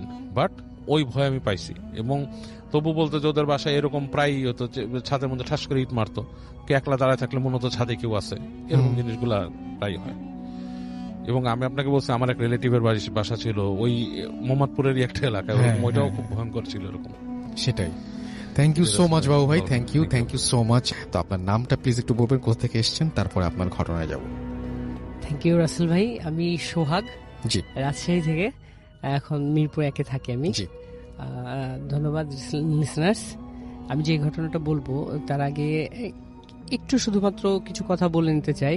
রাসেল ভাই, আপনাদের যে অনেকদিন আগে একটা এপিসোড হয়েছিল, এই এপিসোডটাতে আপনার একটা এপিসোডে প্রচার করেছিলেন যে কোনো একটা ছেলে 2008 সালে 25 ডিসেম্বর রাত্রে সে 2টা কয়েন নিয়ে উধাও হয়ে যায়। কয়েনগুলো অনেক পুরনো ছিল। আবার একই দিনে 25শে ডিসেম্বর রাত্রে 2009 সালে সে আবার তার ঠিক ওই জায়গায় ওই সময়টা ফেরত আসে। এই বিষয়টা হচ্ছে কি যে উধাও হয়ে গেল, আবার ফেরত আসলো। এই একটা বছরে তার বাবা মা অনেক পেপার পত্রিকা বা অনেক খোঁজাখুঁজি করেছে। জাস্ট এটা ছিল একটা ঘটনা, এটা তখনকার সময় একটা ঘটনা ছিল, এটা আমরা রেডিও ফুর্তিতে শুনেছি। বাট আমি যে ঘটনাটা বলবো সেটা হচ্ছে সিলেটের। লাস্ট ফ্রাইডেতে আমি হচ্ছে যে সিলেটে গিয়েছিলাম কোনো একটা কাজে, অফিসিয়াল কাজে। দেন আমি খুব পাশাপাশি হচ্ছে চা বাগান থাকার কারণে আমি ওখানে চলে যাই চা বাগান দেখার জন্য। দেন আমি যখন চা বাগানে যে পৌঁছাই তখন ওখানে যে কেয়ারটেকার থাকে, কেয়ারটেকারকে সাথে নিয়ে আমি চা বাগানের মধ্যে ঢুকি। সরি, জি। যখন চা বাগানে ঘুরতে ঘুরতে ওই টিলাগুলোর উপরে যখন উঠি, তখন ওই কেয়ারটেকারকে আমি একটা সময় যাওয়ার পরে জিজ্ঞেস করছিলাম যে আঙ্কেল, আপনারা যে এই চা বাগানে ঘুরেন, তো কখনো কি এরকম ভৌতিক কোনো জিনিস আপনাদের সামনে আসে কিনা? তখন তিনি বলছিলেন যে হ্যাঁ, এরকম হয়, এরকমই একটা ঘটনা, তাহলে আপনাকে আমি শোনাই। তো উনি আমাকে বলছিল এই ঘটনাটা হচ্ছে 1991 সালের একটা ঘটনা। আমরা এই জিনিসটা জানি যে চা বাগানে যারা চা তুলেন, যারা এরা কিন্তু অনেক হচ্ছে কি যে মানে নিচু শ্রেণীর, বলতে কি যে সনাতন ধর্মাবলম্বী এরকম ধর্মের হয়ে থাকেন। তো এদের মধ্যে একজন লোক ছিলেন, উনি হচ্ছে মুসলমান ধর্মাবলম্বী। উনার নাম ছিল হচ্ছে সুরুজ আলী। উনার ফ্যামিলিতে ছিল হচ্ছে মানে যারা কাজ করেন তারা অত্যন্ত মানে খুব গরিব হয়ে থাকেন, দরিদ্র হয়ে থাকেন, দরিদ্র ঘরের লোক ছিলেন। তো ওই সুরুজ আলীর এক ছেলে এক মেয়ে। তো মেয়ে 12-14 বছর বয়সী একটা মেয়ে, আর সেই ছেলেটা হচ্ছে ছোট ছেলে। তো সুরুজ আলী এবং তার স্ত্রী দুইজন একসাথে হচ্ছে কি যে ইয়েতে চলে যায়, চা তুলতে চলে যায়। প্রত্যেক দিনই 2 শিফটে চা তুলেন, সকাল 6টা থেকে অলমোস্ট 12টা পর্যন্ত, আবার এদিকে দুপুরের খাবারের পরে মোটামুটি 2টা থেকে একেবারে সন্ধ্যা 6টা পর্যন্ত। যদি শীতের দিন হয় তাহলে আরো আগে চলে আসেন। তো এইভাবে চা তুলেন। তো যাচ্ছিল দিন, এভাবেই যাচ্ছিল। তো সুরুজ আলীর সাথে সুরুজ আলীর স্ত্রীও যখন চলে যায়, মাঝে মাঝে সুরুজ আলীর যে মেয়ে উনিও চলে যান চা তুলতে। এটা তাদের একটা সংস্কৃতি বলা চলে যে বংশ পরম্পরায় চা তুলতেই হয়। তো উনিও চলে যান। এরকম যখন চা তুলতে চলে যান, একদিনকে বাসায় সুরুজ আলীর মেয়ে আর সুরুজ আলীর ছেলে একাই ছিলেন। তো প্রায়ই দেখা যেত যে ওদের বাড়ির দরজায় নক হচ্ছে, অ্যাজ লাইক টিক টিক করে নক করছে, করার পরে বলছে সুরুজ মিয়া চলো যাই, চা তুলতে যাই। তো এইরকম বলে কি যে ওই সুরুজ আলীর মেয়ে তখন দরজা খুলে বলে যে বাবা তো চলে গেছে, কিন্তু দরজা খুলে কাউকে দেখতে পায় না। আচ্ছা, এরকম 2-3 দিন যখন হওয়ার পরে তখন ওই মেয়েটা ওনার মাকে বলছে, আম্মা দেখো যে প্রত্যেক দিনই তোমরা চলে যাওয়ার পরে এরকম ডাক দেয়, আর হচ্ছে কি যে কাউকে দেখতে পায় না। তো উনার মা বলে কি যে এটা কোনো কিছু না, হয়তো বা কেউ মানে একটু মস্করা করে এই জিনিসটা করছে। দেন একদিন কি হয়েছে যে সুরুজ আলী এবং সুরুজ আলীর স্ত্রী চা তুলতে চলে গেছে, অ্যাজ লাইক 1:45 দিকে, দুপুরবেলা, একেবারে সানি রে দুপুরবেলা 1:45 দিকে সুরুজ আলীর মেয়ে উনিও চলে গেছে চা তুলতে যাওয়ার সময় তখন বলছে কি যে উনি যখন আস্তে আস্তে চা তুলতে, আমরা তো জানি চা বাগানটা টিলার মধ্যে হয়, আস্তে আস্তে উপরে উঠে যায়। তো সুরুজ আলীর মেয়ে চা তুলতে তুলতে একটা সময় মাঝামাঝি টিলাতে যখন গেছে, তখন তিনি দেখছে কি যে ওনার সাথে আরো অনেকেই চা তুলছে, অনেকজন চা তুলছে, একসাথে চা তুলছে। দেন মনোযোগ সহকারে সে চা তুলতে তুলতে একটা সময় সে টপ অফ দ্য হিল, একেবারে মানে ওই টিলাটার একেবারে উপরে চূড়ায় উঠে যায়। উঠে যাওয়ার পরে ওর গোটা শরীরে একটা ফ্লো, একটা গরম উইন্ড, একটা ফ্লো জোরে এসে ধাক্কা দেওয়ার সাথে সাথে তার চোখ সব বন্ধ হয়ে যায়, চোখ জ্বলা শুরু করে। যখন তো চোখ বন্ধ হয়ে যায়, তখন সে হালকা করে তাকায়, দেখে যে তার সাথে যারা ছিলেন, চা বাগানে যতগুলো লোক ছিল চা তুলছিল, তারা একজনও নাই। তারপর তার চোখটা আবার বন্ধ হয়ে যায়, মানে খুব বেশি জ্বলছিল। তখন সে চোখটা খোলার পরে খুব কষ্ট করে যখন চোখটা খুলেন, তখন দেখেন কি তার সামনে একটা শেপ দাঁড়িয়ে আছে, খুব কালো, কুচকুচা কালো একটা শেপ। সেই শেপটা এমন একটা শেপ যেটা একটা কাঠের উপরে একটা মানুষের ছায়া দিয়ে কাঠটাকে যদি কাটা হয়, একটা মানুষের ছায়া দিয়ে যদি কাঠটাকে কাটা হয়, তাহলে ওই যে শেপটা, কিন্তু মুখ বা চেহারা অ্যাজ লাইক এস ফেস কোনো কিছুই নাই, একটা প্লেন ফেস, কাট আউটের মতো। হ্যাঁ কার্টুনের মতো, তার মধ্যে কোনো চোখ নাই, নাক নাই, মুখ নাই, নাথিং ইজ দেন। কিন্তু ওখানে একটা বিষয় ওই মেয়েটা মানে লক্ষ্য করছিল এইভাবে যে তার সে কুচকুচা অবয়বের মধ্যে অনেক লোম ছিল, যে লোমগুলা খাড়া খাড়া ছিল, কালো লোম ছিল, কিন্তু ওই লোমগুলানের মাথায় একটা করে চা পাতা ছিল, মানে চায়ের কচি পাতা যেটাকে বলে কুশি পাতা, সেই পাতা একটা করে চা পাতা ছিল। এটা দেখার পরে সে মেয়েটা খুব জোরে চিৎকার করে বসে। চিৎকার করার পরে সেই সময়টা ছিল অলমোস্ট, সে বাড়াই ছিল কয়টা, 1:45-র দিকে, কিন্তু ওই মেয়েটা পৌঁছাইছে যখন চিৎকার করছে ঠিক মাগরিবের 10 মিনিট কি 15 মিনিট আগে। এমন একটা সময়, মানে চা তুলতে তুলতে ওকে এমন একটা সময়ে নিয়ে যাওয়া হয়েছে যে মাগরিবের ঠিক আগ মুহূর্তে চলে গেছে। এখন যখন চিৎকার করেছে তখন ওই হিলের নিচে যারা থাকেন, কেয়ারটেকাররা যারা আছেন, তখন এই চিৎকারটা শুনতে পায়। এদিকে লং টাইম হয়ে গেছে, সুরুজ আলীর বাড়িতেও খোঁজাখুঁজি শুরু হয়ে গেছে যে আমার মেয়ে কই। এদিকে যখন চিৎকার শুরু হয়েছে, খুঁজতে খুঁজতে খুঁজতে অলমোস্ট 9টা বেজে গেছে, 9টা পৌনে 10টা বেজে গেছে, 9:30 পৌনে 10টা এরকম বেজে গেছে। দেন ওই কেয়ারটেকাররা সুরুজ আলীর মেয়েকে পায়। মেয়েকে পাওয়ার পরে যখন মেয়ে সেন্সলেস অবস্থায় পায়, মেয়েকে তুলে নিয়ে আসার পরে মেয়েকে যখন বাসায় নিয়ে আসে, যখন মেয়ের সেন্সটা ফিরে আসে, তখন সে অনেক মানে ভীত থাকে, ভয় পায় যে আমি উনি যেদিকেই তাকাচ্ছিল ওই ফেসটাই শুধু শুধু দেখতে পাচ্ছিলেন। তার মা কি, তার বাবা কি, কিচ্ছু না, শুধু ওই ফেসটা দেখতে পাচ্ছে। এটার পরে তার মানে একটু অসুস্থ হয়ে পড়ে, তখন তাকে একটা হুজুরের কাছে নিয়ে যায়, সুরুজ আলী একটা হুজুরের কাছে নিয়ে যায়। হুজুর তখন বলে কি যে আপনার মেয়ে অলমোস্ট দুপুর বেলায় বের হয়েছিল, আর এটা তো আমরা জানি যে দেখা যায় কি যে এমনও অনেক কিছু জায়গা আছে দিনের বেলায়, এমন কিছু কিছু সময় আছে দিনের যে সময়গুলোতে দেখা যায় যে ওরাও একটা জাতি, ওরা অশরীরী বলেন বা যে জিন বলেন, যেটা বলেন না কেন, ওরা হাঁটাচলা করে, বা এই জায়গাতে তাদের একটু ডিস্টার্ব হয়েছে, এই জন্য তাকে এই জিনিসটা দেখানো হয়েছে। সো এখন কি হলো, হুজুর তাকে বলল কি যে আমার একটা তাবিজ দিয়ে দিচ্ছে, এই তাবিজটা আপনি রাখেন। তাবিজ দিয়ে দিয়েছে, সবকিছু ঠিক। মাঝখানে 4টা বছর কেটে গেছে, কিচ্ছু হয়নি, সব নর্মাল। সবাই বলে কি যে সুরুজ আলীর মেয়ে একেবারে ফ্রেশ, ঠিক আছে, সবকিছু ঠিক হয়ে গেছে। এরপরে একদিন হঠাৎ করে দেখে কি সুরুজ আলীর মেয়ে, তার হাতে ওই তাবিজটা নাই। তাবিজটা কোথায় ছিঁড়ে পড়ে গেছে সুরুজ আলীর মেয়ের মানে খেয়াল নাই। সুরুজ আলীর মেয়ে বলছে যে আম্মু দেখো আমার হাতে কিন্তু ওই তাবিজটা নাই। আর মা বলছে 4টা বছর কেটে গেছে, এটা অ্যাজ ইউজুয়াল কোনো কিছুই না, এটা আর কিছুই হবে না। তখন বলল কি, তখন এইভাবে চলতে চলতে একদিনকে কি হলো যে সুরুজ আলীর মা, সুরুজ আলীর স্ত্রী আর সুরুজ আলী চা তুলতে চলে গেছে। সেই দিনও একইভাবে ওই মেয়ে চা তুলতে বের হয়ে গেছে।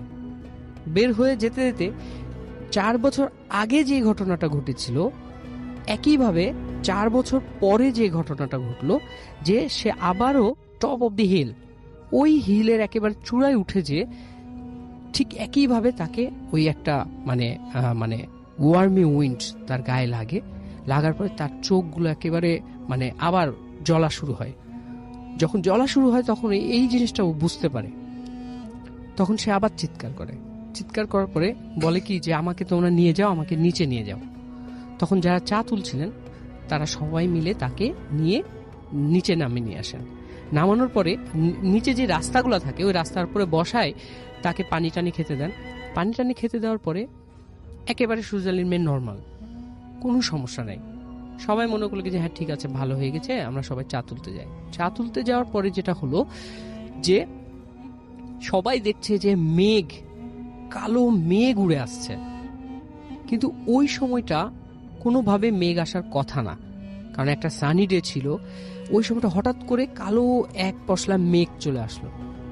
মেঘ চলে আসছে, সবাই দেখছে মেঘ আসছে, কিন্তু সুরুজ আলীর মেয়ে ওই মেঘগুলাকে খেয়াল করছে যে হ্যাঁ আমার সামনে চলে আসছে।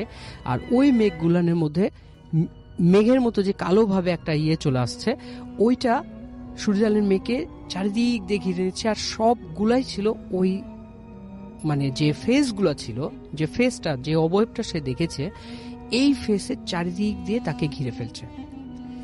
ঘিরে ফেলার পরে যখন টোটালটা সূর্যালের মেয়েকে ঘিরে ফেলেছে, ঘিরে ফেলার পরে কিছুক্ষণ পরে ওই ফেস, ওই অবয়বগুলোর সাথে সাথে সুরুজালির মেয়েও ভ্যানিশ হয়ে যায়। আর সেই সাথে আজও সুরুজালি তার মেয়েকে খুঁজে পায় না, এখনো পর্যন্ত পাওয়া যায়? এখনো পর্যন্ত পাওয়া যায়নি। এটাই ছিল ঘটনা ভাইয়া। চলে যায় আপনার ঘটনায়। জি, আমি যে ঘটনাটি বলবো সেটি আমার এই বড় ভাইয়ের ভাগ্নের ঘটনা। ঘটনাটি ঘটে 2008 বা 9-এর দিকে, তিনি এক্সাক্ট বলতে পারেননি, 8 অথবা 9-এর দিকে হবে, যেহেতু বছরের শেষের দিকে ছিল। জি। তো ঘটনাটা বেসিক্যালি তার ভাগ্নেকে নিয়ে। তো আচ্ছা। এখানে যেহেতু কয়েকটা পার্ট আছে ঘটনার, তো লিসেনারদের সুবিধার্থে ধরে নেই সেই ভাগ্নের নাম মামুন, কিন্তু বাস্তবিক অর্থে এই নামের সাথে চরিত্রের কোনো মিল নেই, আচ্ছা। জাস্ট লিসেনারদের বোঝার সুবিধার জন্য। তো মামুনের ক্লাস 7-এ পরীক্ষা শেষ হলে সে নানার বাড়িতে বেড়াতে আসে, মানে আমার সেই ভাইয়ের বাড়িতে বেড়াতে আসে। তার নানা বাড়িতে তার একটাই বোন ঢাকাতে থাকে। তো আসার পরে যেটা হয়, ছোট মানুষ গ্রামে শহরে থাকে, আবদ্ধ পরিবেশে, গ্রামে এসে ছোটাছুটি ঘোরাঘুরি ভালোই লাগে তার। বাড়ির আশেপাশে প্রতিবেশীর অনেক ছোট ছেলে পেলে থাকে। তো হঠাৎ করে একদিন মামুন সচরাচর আমার সেই বড় ভাইয়ের সাথেই ঘুমায়। তো একদিন ঘুমিয়ে আছে, হঠাৎ করে আমার সেই বড় ভাই ঘুম থেকে জেগে দেখে যে মামুন তাদের বাসার মানে রুমের বেলকানির সামনে দাঁড়িয়ে আছে। যাদের বাসাটা দোতলা ছিল এবং একদম যেহেতু গ্রামে ধানি জমির সাথে একদম। তো দেখে মামুন বেলকানির সামনে দাঁড়িয়ে আছে। তো যে বলছে, কেন ভাগ্নে তুমি এখানে দাঁড়িয়ে আছো কেন, ঘুমাও নাই? তখন বলছে, আচ্ছা মামা, তোমাদের এখানে কি শহরের মতো নাইট গার্ড আছে? তো বলছে, না, এখানে তো কোনো নাইট গার্ড নাই, তুমি নাইট গার্ড পাও কোথা থেকে? দেখো ওইখানে তাকায় দেখো, একটা লোক দাঁড়িয়ে আছে। তো কই আমার ভাই বলছে, কই আমি তো দেখি না, যত সব ঘুম বাদ দিয়ে তোমার বাহানা, আসো ঘুমাতে আসো। আমার ভাই হয়তো ভাবছে ছোট মানুষ, হয়তো কোনো কিছু তার গ্রামে এসে তার কৌতূহল মিটছে না। তো এর কিছুদিন পরে সেই বড় ভাই একটা জিনিস নোটিস করে যে মামুন যখন ঘুমায়, বা মানে আমার সেই ভাই যখন ঘুম থেকে ওঠে, দেখে তিনি ঠিক আছেন, কিন্তু মামুন মনে হচ্ছে তার উল্টে গেছে। অর্থাৎ আমার সেই বড় ভাইয়ের মুখের কাছে মামুনের পা, এবং আমার এই বড় ভাইয়ের পায়ের কাছে মামুনের মুখ। তো বলে যে, তুমি এমন করে ঘুমাও কেন? হয়তো ভাবছে যে শহরে থাকে, ঘুমের কোনো হয়তো সমস্যা থাকতেই পারে, অনেকের সমস্যাই থাকে। তো কিন্তু মামুনের প্রতি রাতে এই বেলকনির সামনে ওই লোকের দেখাটা চলতেই থাকে। ওকে এত নিষেধ করা হয়, এত কিছু করা হয়, ও শুনেই না। তো এরকম দিন যাচ্ছে। তো সবাই একটা বিষয় নোটিস করে যে যখন মাগরিবের আজান দেয়, মামুনের মধ্যে কিছু চেঞ্জ আসা শুরু করে। ও খেতে চায় না রাতে, মানে কান্নাকাটি করে, মাঝে মাঝে খুব রেগে গেলে বকাবকি করে, যেটা আমার ভাই থেকে যেরকম শুনছি। তোকে অনেক বোঝানো হয়, হয়তো ভাবছে যে মা বাবা থেকে হয়তো কয়েকদিন দূরে আছে, একটু সমস্যা হচ্ছে। কিন্তু সবাই একটা বিষয় নোটিস করে, তার সমস্যা মাগরিবের আজানের পরে হয়। তো আস্তে আস্তে এরকম সমস্যা হচ্ছে। তো সবাই ভাবছে এখন কি হলো, মানে খাওয়া দাওয়া ঠিক মতো করে না, মানে শরীরে অরুচির জন্যই হয়েছে কিনা। তো একদিন বাসায় কেউ নেই, আমার মানে মামুনের নানি, আমার মানে সেই বড় ভাইয়ের মা আছে ওখানে। তো নিচতলায় যেহেতু তারা গ্রামের পরিবেশে ধান টান হয়তো নাড়াচাড়া করছে। তো এমন সময় মামুন কে একটা মানে তাদের বাড়িতে একটা হুজুর টাইপের একজন আসেন। তো উনি দেখেই মামুনের নানিকে বলেন যে, আচ্ছা এই ছেলেটার কি কোনো সমস্যা মা? তো বলছে, হ্যাঁ আমার নাতি এরকম করে, মাগরিবের আজান দিলেই দেখেন বাবা এরকম শুরু করে, কি করা যায়, একটু দোয়া টোয়া করে দেন। তো বলছে, আসলে দেখ এখন তোর সময় খারাপ, বাচ্চা মানুষ, এর দিকে নজর লাগছে। তো বলছে, নজর কেমন? বলছে, ও তুই বুঝবি না, যদি সারাতে চাস একটু কষ্ট করতে হবে। বলছে, কি কষ্ট? বলছে, কিছু না, আপনার নাতির একটু হাতের একটু রক্ত লাগবে, কয়েক ফোঁটা। তো বলছে যে ছোট মানুষ, রক্ত লাগবে? বলছে, না সমস্যা নেই, 2-1 ফোঁটা, এটা কোনো বিষয় না, ও ঠিক হয়ে যাবে। যেহেতু ওর উপর একটা বদজিনের আসর পড়ছে, ওর চিকিৎসা করতে হবে। তো যথারীতি সরল মনা বুঝে তার নানি এই কাজটা করে। তো এই ঘটনার কিছুদিন পর থেকে মামুনের মধ্যে আর বেশি মানে চেঞ্জ আসে। সে একদম কারোর সাথে কথা বলে না, খেতে চায় না, খাওয়াতে হলেও জোর করে খাওয়াতে হয়। তো ওর নানি একটা জিনিস নোটিস করে, যেহেতু তাদের বাড়িতে মেম্বার কম, দেখে যে সকালবেলা মামুনের নানা হয়তো মাছ বা মাংস কোনো কিছু নিয়ে আসছে, যেহেতু গ্রামের পরিবেশে আহ, দেখে মামুন মানে মাছ বা মাংস কোটার পরে যে উচ্ছিষ্ট অংশগুলো থাকে, মাছের আইস বা মুরগির নাড়ি ভুড়ি, ওইগুলো মামুন খাচ্ছে। আচ্ছা। তো এটা তো স্বাভাবিক না, এটা তখন সবাই দেখে এটা তো পুরোপুরি অস্বাভাবিক। এটা কিভাবে খাওয়া সম্ভব এই বাচ্চার, একদম ছোট না সে, একেবারেই সম্ভব না। হ্যাঁ একেবারেই সম্ভব না। তো সবাই চিন্তায় পড়ে যায় কি হচ্ছে, এরকম মামুনকে নিয়ে কি সমস্যা, ওর বাড়িতেও বলা যাচ্ছে না, মা বাবার চিন্তা করবে যেহেতু নানার বাড়ি আছে। তো একদিন মামুনকে আর রাত্রে পাওয়া যায় না। আমার আচ্ছা। সেই বড় ভাই সাথে সাথে দেখে মামুন পাশে নেই, তো দৌড় দিয়ে তার মা বাবার ঘরে যায়, বলে আব্বা মামুনকে পাওয়া যাচ্ছে না, আমার ঘরে তো নাই, ওয়াশরুমে নেই, সব জায়গায় খোঁজা হয়েছে। তো প্রথমে তারা ঘরে খোঁজে, তো যখন দেখে পুরো বাড়িতেই মামুন নাই, তখন দ্রুতই আশেপাশের প্রতিবেশীদেরকে ডাকা হয়, যেভাবে আমার নাতিকে পাওয়া যাচ্ছে না, তোমরা একটু খোঁজাখুঁজি করো। তো বেশি দূরে না, বাসার পাশেই তাদের একটা ছোট্ট বাগান ছিল। তো দেখে সেই বাগানে মামুন উপর হয়ে পড়ে আছে। সবাই মানে রাত যেহেতু অত কিছু বুঝতে পারে নাই আর অত কিছু দেখেও নাই, মামুনকে ধরাধরি করে নিয়ে আসে।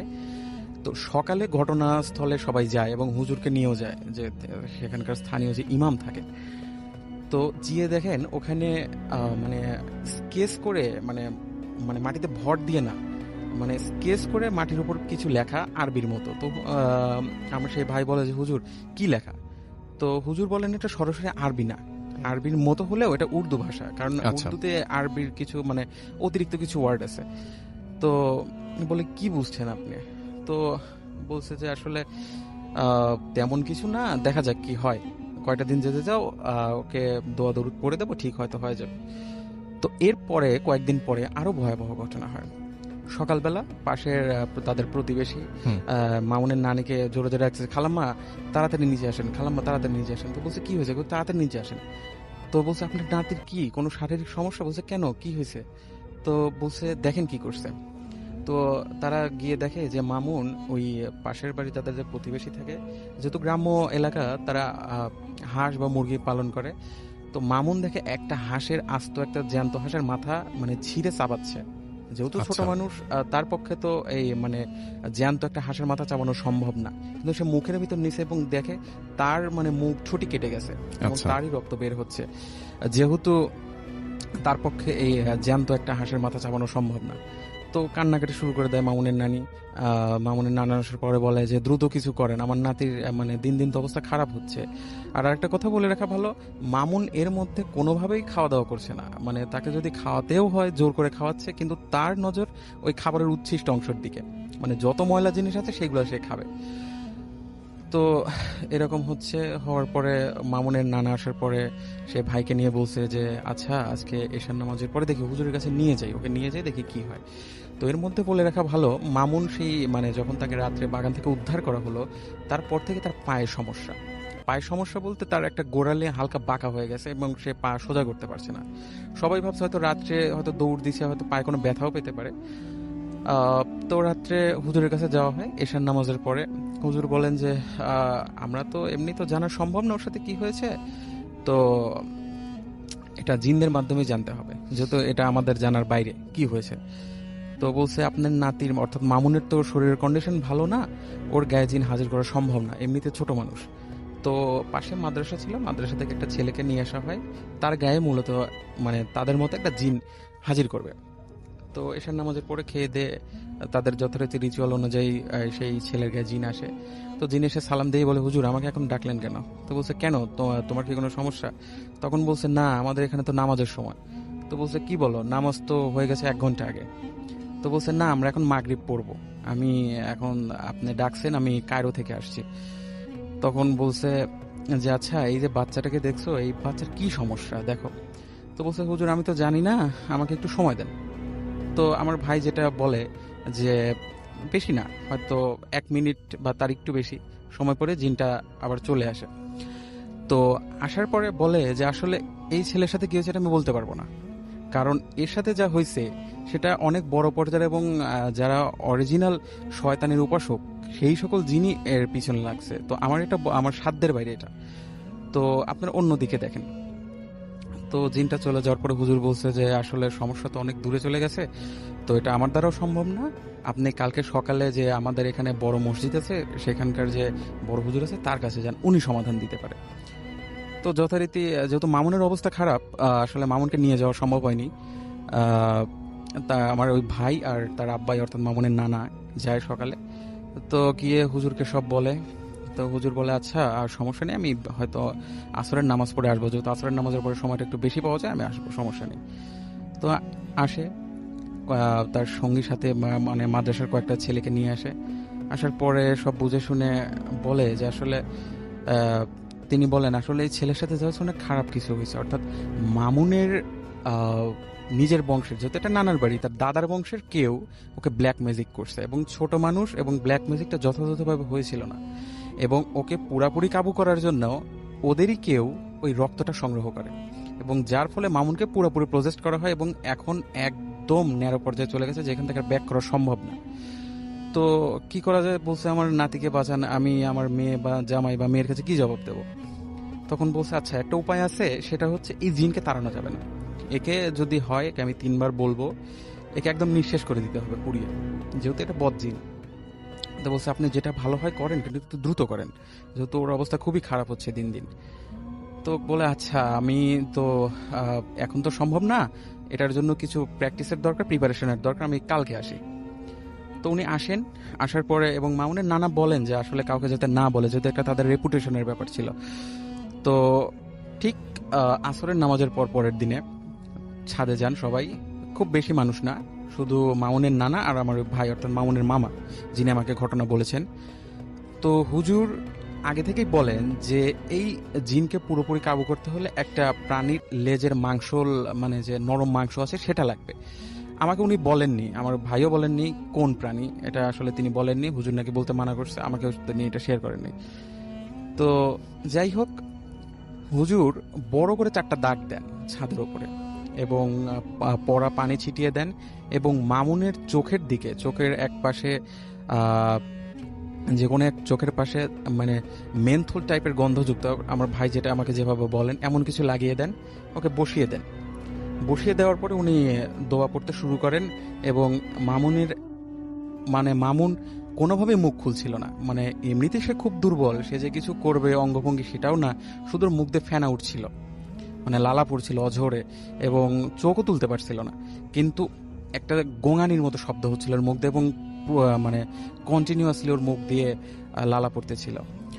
তো ইন দ্য মিন টাইম হুজুর যে 4টা ছেলে ছিল, যে মানে স্কোয়ার শেপে দাগটা দেন, 4 কোণায় 4জন মাদ্রাসার ছেলেকে দাঁড় করে দেন, এবং হুজুর ইঙ্গিত দেন। তো ইঙ্গিত দেওয়ার সাথে সাথে 4জন একসাথে আজান শুরু করে দেয়, একই সাথে আজান শুরু করে দেয়, এবং হুজুরও তার রিচুয়াল শুরু করে দেয়। রিচুয়াল শুরু করে দেওয়ার পরে মামুনের মানে বাম হাতের মধ্যমা ধরে তিনি দোয়া শুরু করেন, এবং জোর করে হলেও যে কোনোভাবে ওর মুখে সেই মাংসের অংশটা গুজে দেন, এবং কিছুক্ষণ মামুন হুজুরের সাথে ধস্তাধস্তি করার পরে যেই আজানটা শেষ হয়, মামুনের মানে নিস্তেজ দেহ ওখানে পড়ে যায়।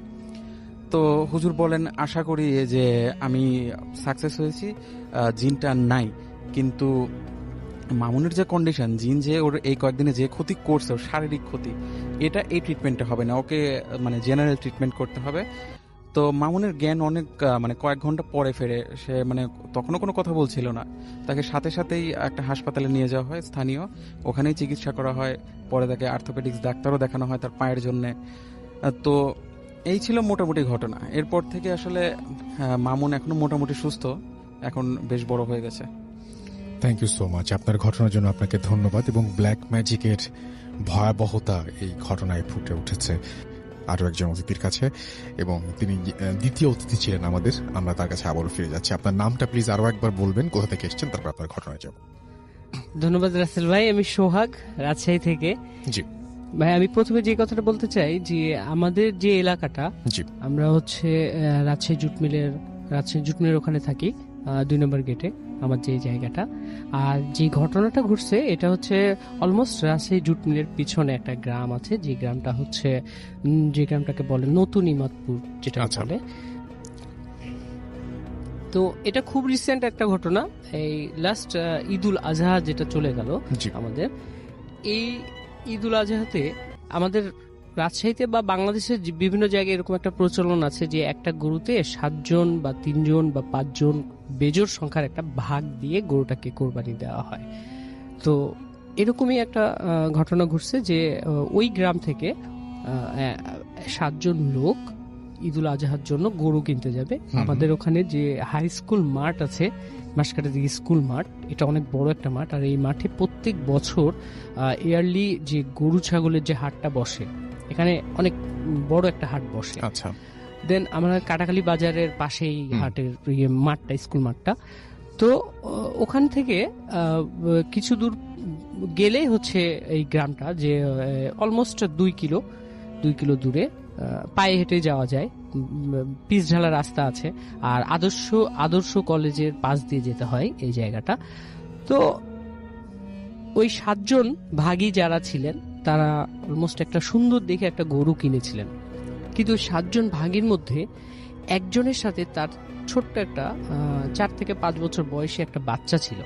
আচ্ছা, উনার সাথে গেছিল গরু কিনবে, বাবা গরু কিনবে, আমিও দেখতে যাব এই ভেবে হচ্ছে ওই ছেলেটাকে নিয়ে আসে উনি। তো অ্যাজ ইউজুয়াল উনি হচ্ছে গরু কিনে, ওনারা সবাই মিলে গরু একটা সুন্দর দেখে একটা গরু কিনে নিয়ে আসার পরে যখন তারা আস্তে আস্তে আস্তে আস্তে অলমোস্ট 1 কিলো রাস্তা পার হয়ে গেছে, যখন আদর্শ কলেজের যে জায়গাটা ক্রস করে, ওই জায়গাটা কিন্তু অনেকটা ফাঁকা শুনশান জায়গা। এক পাশে হচ্ছে ক্যানেল আছে, আর এক পাশে হচ্ছে কুসুর মানে আখক্ষেত যেটাকে আমরা বলি। তো এই আখক্ষেতের পাশ দিয়ে রাস্তাটা। তো যাওয়ার সময় গরুটা হঠাৎ করে একটা বিরূপ ধরনের আচরণ করতে লাগে। মানে এতক্ষণ গরুটা খুব ভালোভাবে আসছিল, এরপরে কি হলো যে গরুটা খুব মানে লাফালাফি শুরু করলো। মানে অনেক বড় গরু ছিল, সো সবাই মিলে দড়ি টানা দিয়ে ধরে গরুটাকে কষ্ট করে নিয়ে আসে। গরুটা একসময় এদিকে ছুটে যেতে চায়, একসময় ওদিকে ছুটে যেতে চায়। আসলে এটা এতক্ষণ ছিল না, বাট হঠাৎ করে এই জিনিসটা শুরু হয়ে গেল। ঠিক আছে, মানে ওই যে বাচ্চাটা ঘুরছে ফিরছে, কিন্তু গরুটা হচ্ছে খুব লাফালাফি শুরু করেছে। গরুটার ওই জায়গায় থাকবে না এরকম, বা ওই রাস্তা দিয়ে যাবে না। তারপরেও কষ্ট করে নিয়ে যাওয়া হয়। নিয়ে যাওয়ার পরে একটা বিদ্যুতের পোল আছে, ইলেকট্রিসিটি পোল যেটাকে আমরা বলি, এই পোলের সাথে ওই গরুটাকে বাঁধা হয়। বাঁধার পরে যে ঘটনাটা ঘটে, যে গরুটা এত পরিমাণ লাফাদাফা শুরু করে যে ওই পোলটাকে আস্তে আস্তে নড়ানো শুরু করেছে। তো সবাই বলছে যে যেহেতু গরুটা খুব বেশি লাফালাফি করছে, সো আমরা করি কি, পোলটা বেশি ঝুঁকছে বা নড়ছে, হয়তো বা কারেন্টের তার যদি ইলেকট্রিসিটি তার যদি ছিঁড়ে যায়, এটা দুর্ঘটনা হতে পারে। আমরা এখান থেকে খুলে তাকে একটা মানে খুঁটি পুঁতে, শক্ত করে একটা খুঁটি পুঁতে গরুটাকে বেঁধে দিয়েছে। এবার যে ঘটনাটা, যে সবাই গরুটাকে খেতে দিচ্ছে, কিন্তু গরুটা খাচ্ছে না, গরুটা ওই রকম লাফালাফি করতেই আছে। এখন ঘটনা হচ্ছে যে গরুটা কেন লাফালাফি করছে, মূল বিষয়টা হচ্ছে ওই যে বাচ্চাটা ছিল 3 থেকে 4 বছরের যে বাচ্চাটা, এই বাচ্চাটা অনেক সুন্দর একটা বাচ্চা ছিল। রোড থেকে আসার সময় ওই আদর্শ কলেজ যখন ক্রস করেছে, তখন এই ছেলেটার সাথে সমস্যাটা হয়েছে। আর আমরা তো জানি যে পশু পাখি জীব জানোয়ার যেটাই বলি না কেন, ওরা এই জিনিসগুলাকে খুব ভালোভাবে করতে পারে, অবলোকন করতে পারে। সো ওই বাচ্চাটাকে যখনই দেখছে গরুটা, তখনই লাফালাফি শুরু করছে। তো এইভাবে হতে হতে একটা সময় প্রায় সন্ধ্যার আগে হয়ে যায়। তখন ওনার মা ওনাকে ওই বাচ্চাটাকে নেওয়ার জন্য চলে এসছে। বাচ্চাটা সরছে না, বাচ্চাটাকে বলছে যে তুমি গরুর কাছ থেকে সরে যাও। বাচ্চাটা শুধু ওই গরুর কাছেই চলে যাচ্ছে, আর গরুটা এটা দেখে খুব লাফাচ্ছে। এবারে কি হচ্ছে যে ওর মা যখন বাচ্চাটাকে জোর করে নিয়ে আসছে, তখন দেখছে ওর জামা কাপড়গুলো ছেঁড়া, মানে ছেঁড়া বলতে কি খোলা খুলে আছে। আচ্ছা, তখন ওর মা ওকে ফ্রেশ করার জন্য, মানে হাত মুখ ধুয়ে ঘরে নেওয়ার জন্য যখন জামা কাপড়গুলো খুলেছে, তখন দেখছে পুরো গায়ে হচ্ছে কালো কালো দাগ। যে বাচ্চাটার গায়ে কখনোই কোনো দাগ থাকার কথা না, সুন্দর একটা বাচ্চা, ফর্সা একটা ছেলে, কিন্তু ওর গোটা গায়ে কালো কালো দাগ। এখন ওর মা এটা নিয়ে খুব চিন্তিত হয়ে পড়ে যে ফুলে গেছে, লাল লাল ফুলেছে, কালো হয়ে গেছে, এরকম কিছুটা নতুন হচ্ছে, কিছুটা পুরনো হয়ে গেছে, এরকম দাগ। সো তখন ওর মা বলছে কি যে তাহলে ডাক্তারের কাছে নিয়ে যাই। আমাদের কাটাখালিতে 2-3 জন ডাক্তার আছে, নামকরা ডাক্তার আছে। তো সেরকমই একজনের কাছে নিয়ে গেছেন। তো উনি ওই যে অ্যালার্জি ভেবে উনাকে ওই বাচ্চাটাকে কিছু ওষুধ দিয়েছে। ওষুধ দেওয়ার পরে খাওয়ানোর পরে এদিকে আর কিছুদিন মধ্যে ঈদ আছে সামনে, তো খাওয়ানোর পর আরো বেশি হয়ে গেছে। বেশি হওয়ার পরে ওনারা আবার আরেক ডাক্তারের কাছে, আমাদের কাটাখালী বাজারে আরেক ডাক্তারের কাছে নিয়ে গেছেন। উনাকে চর্ম বিশেষজ্ঞ বলা হয়, চর্ম শিশু বিশেষজ্ঞ, ওনার কাছে নিয়ে গেছেন। উনিও দেখে অ্যাজ ইউজুয়াল কোনো না কোনো মেডিসিন দিয়েছেন, হ্যাঁ, মানে প্রাইমারি ট্রিটমেন্ট হিসেবে মেডিসিন দিয়েছেন। দেওয়ার পরে এটা আরো খারাপের দিকে চলে যায় বাচ্চাটা। তখন কোনো কিছু আকপিচ না ভেবে ওনার মা বলে কি যে আমার ছেলেটাকে একটু কোনো একটা হুজুর কাছে দেখাই। তো এইভাবে করতে করতে তিনি তাদেরই গ্রামে, ওই ইমাদপুর নতুনপাড়া গ্রামে একজন ফিমেল কবিরাজের কাছে নিয়ে যান। আচ্ছা, বাচ্চাটাকে, কবিরাজের নাম আমি বলছি না, একজন ফিমেল, উনি একজন। তো ওনার কাছে নিয়ে যাওয়ার সাথে সাথে, ঘরে ঢুকানোর সাথে সাথে উনি বলছেন যে আপনারা কি করেছেন, এই বাচ্চাটা যদি আর 2 দিন থাকে বাচ্চাটা তো মারা যাবে। তখন বলছে কেন, বাচ্চার কি হয়েছে? তখন বলছে যে আমি বাচ্চার কি হয়েছে এটা পরে বলবো, আপনারা আগে আমাকে 7 ধরনের শুকনা খড়ি নিয়ে আসবেন। আই মিন 7 ধরনের বলতে 7টা খড়ি 7টা গাছের, যেমন আম গাছ হতে পারে, জাম গাছ হতে পারে, কাঁঠাল গাছ হতে পারে, এগুলো না খড়ি হয়, মানে খড়ি বলতে লাকড়ি যেটাকে পুড়াই আমরা, এই লাকড়ি কিন্তু 7 ধরনের হতে হবে। এই 7 ধরনের শুকনা লাকড়ি আমার কাছে নিয়ে আসেন। তো নিয়ে আসার পরে উনি বলছে কি যে এই শুকনা লাকড়িগুলো আমি পড়ে দিচ্ছি, এই লাকড়িগুলা 3 রাস্তার মাঝখানে, 3 রাস্তার মাথা যেখানে 3টা রাস্তা একসাথে, ওই জায়গায় নিয়ে যে ছেলেটাকে বসায়, ছেলেটার সামনে এই লাকড়িগুলা পুড়াই ফেলবেন। আর সাথে কিছু মানে প্রিয়জন যারা, মানে আত্মীয় স্বজন যারা ওই বাচ্চাকে যারা খুব ভালোবাসেন বা বাচ্চার যাদেরকে খুব ভালোবাসে তারা থাকবেন। ঠিক আছে। দেন ওই বাচ্চাকে নিয়ে ওর মা, ওর বাবা আর যে কজন আছে ওদের পরিচিত ওখানে গেছে। যাওয়ার পরে ওই লাকড়িগুলোতে আগুন ধরাই দিয়েছে। যখন আগুন ধরাই দিয়েছে, আর পাশে ওই বাচ্চাটাকে নিয়ে যখন আগুন ধরাই দিয়েছে, তখন দেখছে কি ওই বাচ্চার শরীর থেকে একটা কালো ছায়া, কাইন্ড অফ ব্ল্যাক শেড, এটা হচ্ছে আস্তে আস্তে বের হয়ে যাচ্ছে ওই বাচ্চার শরীর থেকে। বাচ্চার শরীর থেকে যখন বের হয়ে যাচ্ছে, এটা সবাই দেখছে ওই জায়গায় যে বাচ্চার শরীর থেকে একটা কালো ছায়া বের হয়ে যাচ্ছে। কিন্তু সবচেয়ে আশ্চর্যের বিষয় যেটা, যে বাচ্চাটা দেখছে ওই ছায়াটাকে দেখছে কখনো ছাগল, কখনো গরু, কখনো বাদর। বলছে যে মামা দেখো একটা বাদর চলে যাচ্ছে, মামা দেখো একটা কালো ছাগল চলে যাচ্ছে, একটা গরু চলে যাচ্ছে। বাচ্চাটা এটা দেখছে। বাট যারা পাশে আছে, আত্মীয় স্বজন যারা আছে, প্রিয়জন যারা আছে, ওরা দেখছে যে বাচ্চাটার গা থেকে একটা কালো ছায়া বের হয়ে চলে যাচ্ছে। যেন একটা ডিস্টেন্সে চলে গেল, একটা সুনির্দিষ্ট ডিস্টেন্সে যাওয়ার পরেই ব্ল্যাক শেপটা আস্তে আস্তে মিলাই গেল। মিলে যাওয়ার সাথে সাথে ওই বাচ্চার শরীরে যতগুলা দাগ ছিল, ওখানে ওই বাচ্চার যতজন আত্মীয় স্বজন ছিল, এরা সবাই এই জিনিসটা দেখছে যে ওই বাচ্চাটার শরীর থেকে সব দাগগুলো এট এ টাইম চলে গেল, মিলাই গেল, ভ্যানিশ হয়ে গেল একেবারে। তারপরে যখন ওনারা সবাই ওই হুজুরে, মানে ওই কবিরাজের কাছে আসেন, ওনারা বলছিলেন যে এটা তেমন মানে খুব বড় ধরনের জিন না, এটা ছোট ধরনের জিন। ছোট ধরনের জিন বলতে কিছু কিছু খুব খারাপ জিন আছে না, আবার কিছু কিছু জিন আছে বাচ্চাদেরকে খুব বেশি পছন্দ করে, এরকমই টাইপের। উনি আসছিল যে আপনার ছেলেকে নিয়ে খেলা করার জন্য বা আপনার ছেলেকে নিয়ে মানে মজা করার জন্য এইরকম। বাট আপনার ছেলের গায়ের মধ্যে যে উনার ওই শেপটা যে স্পষ্ট হয়ে যাবে, এটা উনি কখনো, ওই জিন কখনো ভাবেনি যে আমাকে বোঝা যাবে। বাট এই যে ব্ল্যাক ব্ল্যাক শেপ হয়ে গেছিল, দাগগুলো হয়ে গেছিল, বুঝে গেছে। তখন কবিরাজ বলছে কি যে এটা চলে গেছে, এটা আর কখনোই আসবে না। বাট এখন পর্যন্ত বাচ্চাটা সুস্থ আছে। এটাই ছিল ঘটনা।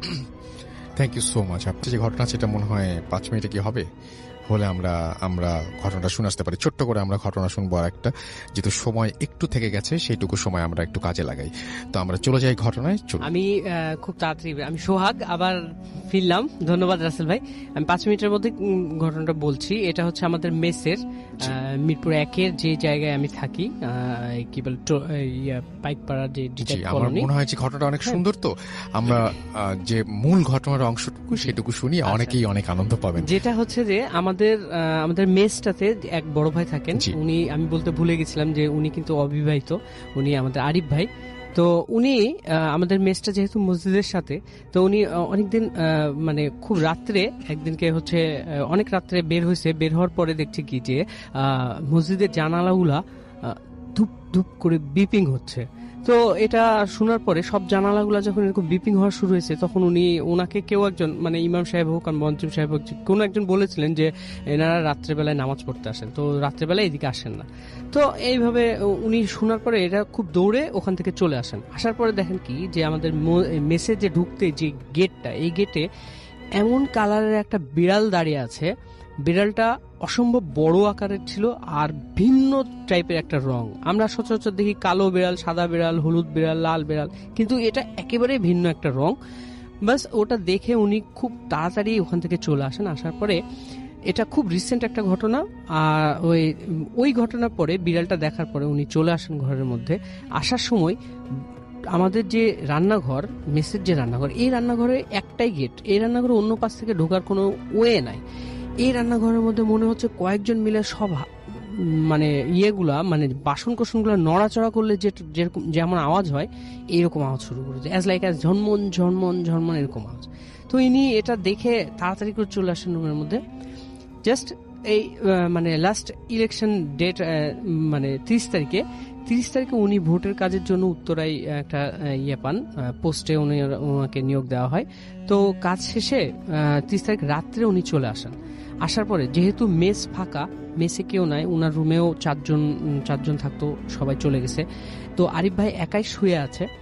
শুয়ে থাকতে থাকতে এরকম হলো যে ওনার মেসের মধ্যে কয়েকজন একসাথে শ্বাস নিলে যেটা হয়, যে খুব জোরে জোরে শ্বাস নিচ্ছে, show show show show, like এরকম, এই শ্বাসটা, এই খুব জোরে জোরে শ্বাস নিচ্ছে।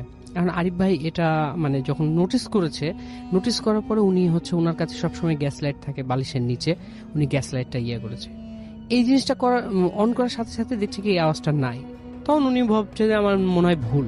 দেন আবার করেছে কি যে আরিফ ভাই গ্যাস লাইটটা অফ করে শুয়ে পড়েছে। এবার কি যে তার মাথার সোজাসুজি যে বিছানা আছে, ওই বিছানায় দেখছে কি যে ওই আওয়াজটা শুরু হয়েছে। এবার আরিফ ভাই কি করেছে, ওই ইয়েটা নিয়ে জ্বালাইছে, জ্বালানোর পরে লাইট জ্বালাইছে, মানে গ্যাস লাইটটা প্রথমে জ্বালাইছে, জ্বালানোর পরে লাইট জ্বালাইছে, তারপরে দেখছে কি আর কোনো নাই। যখন লাইট অফ করে আবার শুয়েছে, এবার দেখছে প্রত্যেকটা বিছানায় বা ওই রুমের মধ্যে এরকম হাঁটা চলা শুরু হয়ে গেছে, যে 3-4 জন হাঁটলে একটা রুমের মধ্যে যেরকম ধুপ ধাপ আওয়াজ হয়, এরকম হাঁটা চলা শুরু হয়ে গেছে। এখন আরিফ ভাই কি করবে? এখন আরিফ ভাই ভয়ে করেছে কি লাইটটা অন করে ঘুমিয়ে গেছে। পরের দিন রাত্রে কি হয়েছে যে আরিফ ভাই আবার ঘুমিয়ে আছে। আরিফ ভাই সচরাচর ডান কাতে ঘুমায়, উনি প্রায় আমি দেখি দরজা খোলা থাকলে দেখা যায় যে ডান কাতে ঘুমিয়ে আছে। সেই দিনকে রাত্রে কি হয়েছে যে আবার ওই রকম হাঁটা চলার আওয়াজ শোনা যাচ্ছে। আরিফ ভাই বলছে কি যে আমি শুনতে পাচ্ছি, কিন্তু আমি কোনো কিছু বলছি না কাউকে, যে চুপ করে আছে, গ্যাস লাইটটা হাতে নিয়ে চুপ করে আছে। আর আরেকটা কথা বলতে মনে ছিল না, যেটা যে আমি বলছি এখন, যে আরিফ ভাইয়ের রুমের মধ্যে যে এটা হাঁটা চলা করছিল, সেটা বলতে আরিফ ভাই বলছে যে আমি তো জেগে আছি, আমি বুঝতে পারছি যে কেউ একজন আমার বিছানার পাশ দিয়ে হাঁটছে।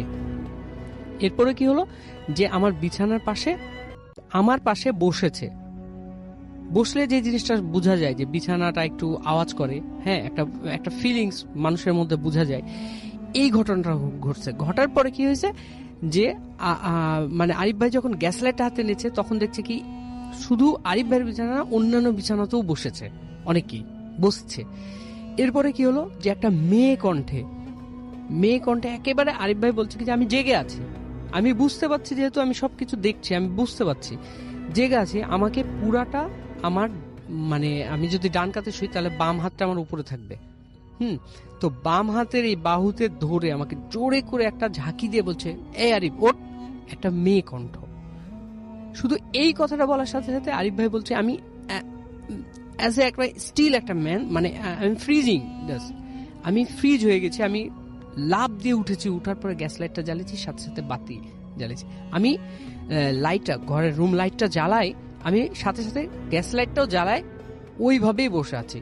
যখন ফজরের আজান দেয়, ফজরের আজান দেওয়ার পরে তারপরে আমি নর্মাল হই, যখন আজান চারিদিকে শুনছি, শোনার পরে ফজরের নামাজের পরে আমি হুজুরকে ডেকে নিয়ে আসি। হুজুরকে ডেকে নিয়ে আসার পরে আমি বলছি কি যে হুজুর এটা কি হলো আমার সাথে এরকম। তখন হুজুর আমাকে বললো কি যে এটা আপনি আগে বলবেন না, এরকম হয়। হুজুর সে সাথে দোয়া টোয়া পড়ে দিল, পড়ে দেওয়ার পরে পানি পড়াও দিয়েছিল আরিফ ভাইকে।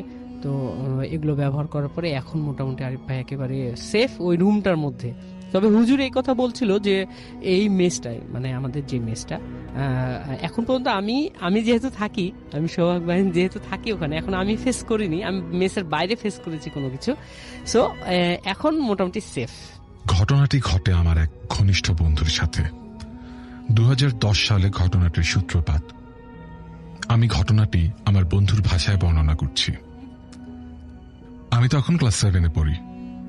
সদ্য কৈশোরে পা দেয় এক দুরন্ত সাহসী ছেলে। ভূত, প্রেত, জিন এসব নিয়ে তখন প্রচন্ড কৌতূহলী আমি। বাবার চাকরির সুবাদে তখন জামালপুরে থাকতাম। একজন স্থানীয় মাদ্রাসা হুজুর আমাকে কোরআন পড়াতেন। বার্ষিক পরীক্ষা শেষ হলো। গণিত পরীক্ষা নিয়ে খুব দুশ্চিন্তায় ছিলাম। ভয় হচ্ছিল যদি গণিতে প্লাস না পাই তাহলে বাবা খুব বকবেন। এখান থেকেই ঘটনার সূত্রপাত। ঘটনাক্রমে আমি কোরআন শিক্ষার হুজুরকে পরীক্ষা খারাপ হওয়ার বিষয়টা বললাম, আর মজার ছলে এও বললাম যে তিনি যেন তার পোষা জিন দিয়ে আমার রেজাল্ট ভালো করার ব্যবস্থা করে দেন। আমার কথা শুনে তিনি কিন্তু হাসলেন না। তিনি আমাকে বললেন তার কথা মতো যদি আমি কাজ করতে পারি তাহলে শুধু রেজাল্টই নয়, আরো অনেক কিছু আমি পাবো যা কল্পনাও করিনি। তার কথা শুনে এক রহস্যের দুয়ার যেন খুলে গেল আমার সামনে। ব্ল্যাক ম্যাজিক বা কালো জাদু সম্পর্কে আমি তখন কিছু জানতাম না। দুর্দান্ত কৌতূহল আর প্রচন্ড আত্মবিশ্বাস নিয়ে তাকে বললাম যে আমি রাজি এবং কি করতে হবে জিজ্ঞেস করলাম। তিনি আমাকে যা বললেন তাতে আমি কিছুটা ভয় পেলেও দমে গেলাম না। তিনি বললেন সামনের অমাবস্যা রাতে শ্মশান ঘাটে গিয়ে কোনো মৃতদেহের নাভি সংগ্রহ করতে হবে। হিন্দুদের মৃতদেহ সৎকার করা হলেও মৃতদেহের নাভিটি না পুড়িয়ে একটি বাঁশ দিয়ে পুঁতে রাখা হয়।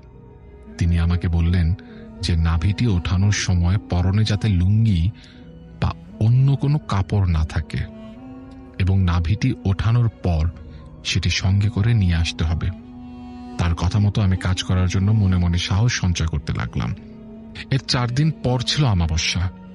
আমাদের কলোনি থেকে শ্মশানটি খুব বেশি দূরে ছিল না। কলোনির সামনের মাঠ পেরোলেই রাস্তা, রাস্তা ধরে 400-500 মিটার দূরে কলেজ এবং কলেজের উল্টো পাশেই শ্মশানটি অবস্থিত। সেদিন রাতে প্রায় 12টার দিকে আমি শ্মশানের উদ্দেশ্যে রওনা দিই। শ্মশানটি বাড়ির কাছে হওয়াতে আমার বেশ সুবিধেই হয়েছিল, কারণ বেশি সময় লাগেনি সেখানে পৌঁছতে। আমার পরনে ছিল লুঙ্গি এবং টি শার্ট। লুঙ্গিটি খুলে ফেললে তা হারিয়ে যেতে পারে ভেবে আমি ব্যাগে আর একটা এক্সট্রা লুঙ্গি নিয়ে নিই, সাথে একটা ছোট টর্চ লাইট। শ্মশানের ভেতর কেউ কোথাও ছিল না।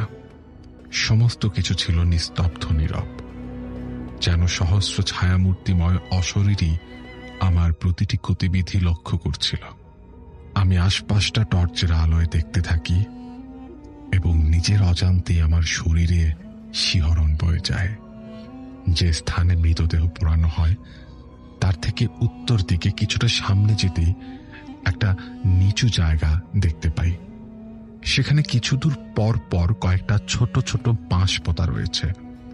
নিচু জায়গা হওয়ার কারণে সেখানে বৃষ্টির পানি জমে ছোট ডোবা মতো হয়ে গিয়েছিল। আমি বুঝতে পারলাম এগুলো সেই বাঁশ যা দিয়ে নাভি পোতা থাকে। আমি একটা বাঁশ ধরে টান দিতেই সেটি উঠে এলো। এ সময় ডোবার পানিতে একটি ছোট পলিথিনের পুটলি ভেসে উঠল এবং সেটা থেকে প্রচন্ড দুর্গন্ধ বের হতে লাগলো। আমি ভালো করে দেখতেই বুঝলাম এটা সেই বস্তু যার জন্য আমি এসেছি। নাভিটি নিয়ে ফিরে আসার সময় দেখলাম যে স্থানে আমার লুঙ্গিটা খুলে রেখেছিলাম ওটা সেখানে নেই। টর্চের আলোয় যা দেখলাম তাতে আমার মেরুদণ্ডে ভয়ের স্রোত বয়ে গেল। দেখতে পেলাম বিশাল এক অজগর সেখানে কুণ্ডলি পাকিয়ে রয়েছে। এত বড় সাপ হতে পারে তা আমার কল্পনার অতীত। এই দৃশ্য দেখে আমার আর কাছে যেতে সাহস হলো না। কোনো রকমে সাথে নিয়ে আসা অন্য লুঙ্গিটি পরে সরে যাওয়ার জন্য পা বাড়িয়েছি। এমন সময় পেছন থেকে গম্ভীর কণ্ঠে কেউ বলে উঠল, এই কাজ তুই করিস না, তোর ঘোর বিপদ হবে, আমার এত বড় ক্ষতি করিস না, এখনো সময় আছে, তোর হাতের জিনিস ফেলে দে, তোর কোনো ক্ষতি হবে না। মনে পড়ে গেল হুজুরের সাবধান বাণী, নাভি তোলার পর আমাকে নানানভাবে ভয় দেখানো হবে, কিন্তু কোনো মতেই যেন পেছনে না তাকাই, তাহলে হয়তো প্রাণ নিয়ে ফিরতে পারবো না। কিন্তু আমি নিজেকে আর ধরে রাখতে পারিনি। সেই ভীষণ কণ্ঠস্বরের হুঙ্কার আমার ভেতরের আতঙ্ক যেন জাগিয়ে তুলল। আমি কোনো কিছু চিন্তা করতে পারলাম না, সোজা শ্মশানের গেটের দিকে দৌড় দিলাম। দৌড়াতে দৌড়াতে অনুভব করলাম আমার পেছনে যেন ঝড় বয়ে যাচ্ছে। সমস্ত গাছপালা ঝোপঝাড় কাঁপিয়ে এক বিভীষিকাময় অস্তিত্ব যেন আমাকে তাড়া করতে লাগলো। কতক্ষণ এভাবে দৌড়েছি আমার মনে নেই। জ্ঞান হারানোর আগে শুধু এতটুকু মনে আছে, আমাদের কলোনির মাঠ দেখতে পাচ্ছিলাম। আমার জ্ঞান ফেরে পরদিন দুপুরে আমার বিছানায়। বাবা মা তীব্র দুশ্চিন্তা আর উৎকণ্ঠায় আমার জ্ঞান ফেরার অপেক্ষায় ছিলেন। আমার তখন ভীষণ জ্বর, পাশে ডাক্তার। জানলাম বাবা সকালে আমাকে ঘরে না পেয়ে বাইরে খুঁজতে বের হন এবং অজ্ঞান অবস্থায় মাঠে পড়ে থাকতে দেখে ঘরে নিয়ে আসেন। আমার সকালে জ্ঞান ফিরছিল না দেখে বাবা ডাক্তার নিয়ে আসেন। আমি বাড়ির কাউকে এই ঘটনা কিছুই বললাম না।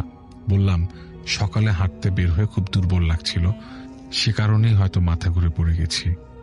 উল্লেখ্য যে আমার আশেপাশে কোনো পলিথিনের পুটলি পাওয়া যায়নি। হয়তো দৌড়ানোর সময় কখন হাত থেকে পড়ে গেছে আমি বুঝতে পারিনি। আমি তার পরদিন হুজুরের সাথে দেখা করে সমস্ত ঘটনা খুলে বলি। তিনি আমাকে বললেন, আমি যে সাপটি দেখেছিলাম সেটা আমার কোনো ক্ষতি করত না। আমি যদি সেটা সাহস করে ধরতে পারতাম তবে আমি অনেক কিছু জানতে পারতাম, অর্থাৎ আমি কিছু অলৌকিক শক্তি পেতাম, এবং যদি নাভিটি এনে তাকে দিতে পারতাম তবে তিনি তার সাধনায় অনেক দূর এগিয়ে যেতেন। আগেই বলেছি আমি তখনও ব্ল্যাক ম্যাজিক বা কালো জাদু সম্পর্কে জানতাম না। এ সম্পর্কে জানতে পারি আমাদের মসজিদের ইমামের কাছ থেকে। আমি তাকে সবকিছু খুলে বলার পর তিনি আমাকে বলেন যে ওই হুজুর আসলে ব্ল্যাক ম্যাজিক সাধনা করতেন। তিনি আমাকে তার উদ্দেশ্য হাসিলের জন্য বিপদের মুখে ঠেলে দিয়েছিলেন। তিনি আরো বলেন আমার ভাগ্য অনেক ভালো, কারণ আমার প্রাণ সংশয়ের সম্ভাবনা খুব বেশি ছিল। তিনি আমাকে আল্লাহর কাছে কৃতকর্মের জন্য ক্ষমা চাইতে বলেন এবং নিয়মিত নামাজ পড়তে বলেন। এরপর দীর্ঘদিন আর কোনো সমস্যা হয়নি, কিন্তু ঘটনা এখানে শেষ নয়। আমার জীবনে এক কালো অধ্যায় তখনও আমার সামনে অপেক্ষা করছিল। 1 বছর পরের ঘটনা। আমি তখন জেএসসি পরীক্ষার্থী। স্কুলে জেএসসি পরীক্ষার চূড়ান্ত প্রস্তুতির জন্য কোচিং করানো হতো। কোচিং ক্লাস ছিল রাতে। কোচিং শেষ করে বাসে আসতে আসতে রাত প্রায় 10টা বেজে যেত। বলে রাখি, স্কুলটি আমার কলোনি থেকে প্রায় 3 কিলোমিটার দূরে। আমার একটি সাইকেল ছিল যাতে চেপে আমি আর আমার এক বন্ধু একসাথে কোচিং শেষে ফিরতাম। বন্ধুর বাসা ছিল কলেজের কাছে, আর আমাদের স্কুলের রাস্তাটিও ছিল কলেজের সামনের সেই রাস্তা। ঘটনার দিন রাতে কোনো কারণে রাতের স্ট্রিট ল্যাম্প বন্ধ ছিল। হালকা চাঁদের আলোয় রাস্তাটি কোনো রকমে দেখা যাচ্ছিল। আমি আর আমার বন্ধু সাইকেলে চেপে আসছিলাম। বন্ধু সাইকেল চালাচ্ছিল, আমি পেছনে। রাত আনুমানিক 10টা। রাস্তায় কোনো মানুষজন ছিল না। এই রাস্তাটিতে সে সময় ছিনতাইয়ের মতো ঘটনা প্রায়ই ঘটত বলে মানুষজন রাত 9টা-10টার পর এদিক দিয়ে চলাফেরা কম করত। তবে রিক্সা এবং সিএনজি রাত 10টার পরও চলত, কিন্তু খুব কম। আমরা গল্প করতে করতে কলেজের কাছাকাছি এসে পড়েছি। হঠাৎ দূর থেকে একজন লোককে আসতে দেখলাম। চাঁদের ক্ষীণ আলোয় বুঝতে পারলাম লোকটি ধুতি বা ওই জাতীয় কিছু পরিহিত এবং গায়ে চাদর ছিল। লোকটি রাস্তার উল্টো পাশে, অর্থাৎ আমরা রাস্তার যে পাশ দিয়ে আসছিলাম তার বিপরীত পাশ দিয়ে আমাদের দিকে আসছিল। কিছুটা দূর থেকে লোকটি হাত উঁচু করে আমাদের থামতে ইশারা করল, কিন্তু আমরা সাইকেল না থামানোর সিদ্ধান্ত নিলাম, কারণ আমরা ভেবেছিলাম লোকটা ছিনতাইকারী হতে পারে। কাছাকাছি আসতে লোকটি আমাদের বলল, বাবা আমি খুব বিপদে পড়ছি, দয়া করে আমাকে একটু সাহায্য করো। এই কথা শুনে আমরা ভাবলাম হয়তো সে ছিনতাইকারী নয় এবং সত্যি সে কোনো বিপদে পড়েছে। আমি আমার বন্ধুকে সাইকেল থামাতে বললাম। সাইকেল থামাতে সে আমাদের সাইকেলের কাছে এলো এবং বলল, বাবা, এখান থেকে স্টেশনের রাস্তাটা কোন দিকে? আমি অনেকক্ষণ থেকে স্টেশনের রাস্তাটা খুঁজতেছি। আমাদের ওখানে রেল স্টেশন ছিল এবং তা খুব বেশি দূরে ছিল না, আমাদের কলোনির পাশ দিয়ে মিনিট 20 হাঁটা পথ। আমরা তাকে রাস্তাটি দেখিয়ে দিলাম এবং কোনো রিক্সা বা সিএনজি নিতে বললাম যাতে সে তাড়াতাড়ি সেখানে পৌঁছতে পারে, কিন্তু সে আমাদেরকে তাকে সাইকেলে করে সেখানে পৌঁছে দিতে অনুরোধ করল। আমরা বললাম যে তা সম্ভব নয়, কারণ সাইকেল আমরা 2 জন, তাছাড়া আমাদের তাড়াতাড়ি বাসায় যেতে হবে, না হলে বাসায় চিন্তা করবে সবাই। কিন্তু সে আমাদেরকে তাকে পৌঁছে দেওয়ার জন্য খুবই অনুনয় বিনয় করতে লাগলো এবং আমরা তাকে বোঝাতে লাগলাম এটা কোনোভাবেই সম্ভব না। এক পর্যায়ে সে আমাদের সাইকেলের সামনে এসে দাঁড়ালো, অর্থাৎ আমাদের পথ রোধ করলো এবং আমার বন্ধুর হাত ধরল। বন্ধু তখনও সাইকেলের হ্যান্ডেল ধরেছিল। লোকটি এবার আমার বন্ধুর হাত ধরে কিছুটা ধমকের সুরে বলল, আমার সাথে আয়। এই গম্ভীর কণ্ঠ শুনে আমি ভয় পেয়ে গেলাম, কারণ এই কণ্ঠস্বর আমার খুব পরিচিত লাগছিল। অন্যদিকে আমার বন্ধু ততক্ষণে সাইকেল থেকে নেমে দাঁড়িয়েছে। লোকটির ব্যবহারের এই আকস্মিক পরিবর্তনে আমার মতো সেও অবাক। আমরা ভাবলাম যে আমরা ছিনতাইকারীর পাল্লায় পড়েছি। এ সময় হঠাৎ আমার বন্ধু সজোরে লোকটার বুকে লাথি মারে। বন্ধুটি ভালোই শক্তিশালী ছিল এবং তার লাথি খেয়ে লোকটি রাস্তার অন্য পাশে ছিটকে পড়ল। পুরো ব্যাপারটা এত দ্রুত ঘটে গেল যে আমি স্তম্ভিত হয়ে গেলাম। হঠাৎ দূরে গাড়ির আলো দেখতে পেলাম। এ সময় আমি তাড়াতাড়ি আমার বন্ধুকে বললাম সাইকেলে চড়তে এবং সেখান থেকে বেরিয়ে যেতে। উত্তরে বন্ধু বলল, কিভাবে যাব? ব্যাটা তো আমার হাতই ছাড়ে না। আমি অবাক হয়ে বললাম, কি বলছিস? ও তো লাথি খেয়ে রাস্তার ওপাশে পড়ে আছে। বন্ধু বলল, কই, ও তো আমার হাত ধরে আছে। ঠিক এই সময় দূরের সিএনজির আলো আমাদের উপর পড়তেই আমি যা দেখি তা জীবদ্দশায় কখনো ভুলব না। আবছা আলোয় দেখতে পেলাম লোকটা রাস্তার ওপাশে দাঁড়িয়ে আছে, কিন্তু প্রকাণ্ড লম্বা এক হাত দিয়ে তখন আমার বন্ধুর হাত ধরে আছে। হাতটির দৈর্ঘ্য প্রায় 10 ফুট হবে। এই দৃশ্য দেখার পর বন্ধু একদম শক্ত হয়ে গেল। সে কোনো নড়াচড়া করতে পারছিল না। তার দাঁতে দাঁত লেগে যাওয়ার উপক্রম হলো। প্রাথমিক ধাক্কা সামলে আমি বন্ধুর হুঁশ ফেরানোর চেষ্টা করতে লাগলাম। তাকে ধরে ঝাঁকাতে লাগলাম, ধাক্কা দিলাম। সবচেয়ে আশ্চর্যের ব্যাপার হলো ওই সময় ওই লোকটি শুধু দাঁড়িয়ে জ্বলন্ত দৃষ্টিতে আমার দিকে তাকিয়েছিল। প্রচন্ড ঝাঁকুনিতে ওই লোকটির হাত বন্ধুর হাত থেকে ছুটে গেল এবং ঠিক সেই মুহূর্তে তার হুঁশ ফিরল। হুঁশ ফেরার পর সে কোনো দিকে না তাকিয়ে পাগলের মতো বাড়ির দিকে দৌড় দিল। এবার আমি আর সেই লোক মুখোমুখি হলাম। আমি প্রচন্ড দুর্বল অনুভব করতে লাগলাম। বুঝতে পারলাম এখান থেকে বাঁচতে হলে পালাতে হবে। সাইকেল ফেলে কলোনির মাঠের দিকে দৌড় শুরু করলাম। ঠিক সেই মুহূর্তে পেছন থেকে সেই গম্ভীর অমানসিক কণ্ঠের হুঙ্কার শুনলাম, তুই এ কাজ কেন করেছিলি? তোকে কতবার নিষেধ করেছি। মাঠের ধারের রাস্তায় বাবা টর্চ হাতে আমাকে এগিয়ে নিতে এসেছিলেন। আমাকে এইভাবে আসতে দেখে কি হয়েছে জিজ্ঞেস করলেন। আমি তাকে সব ঘটনা খুলে বলি।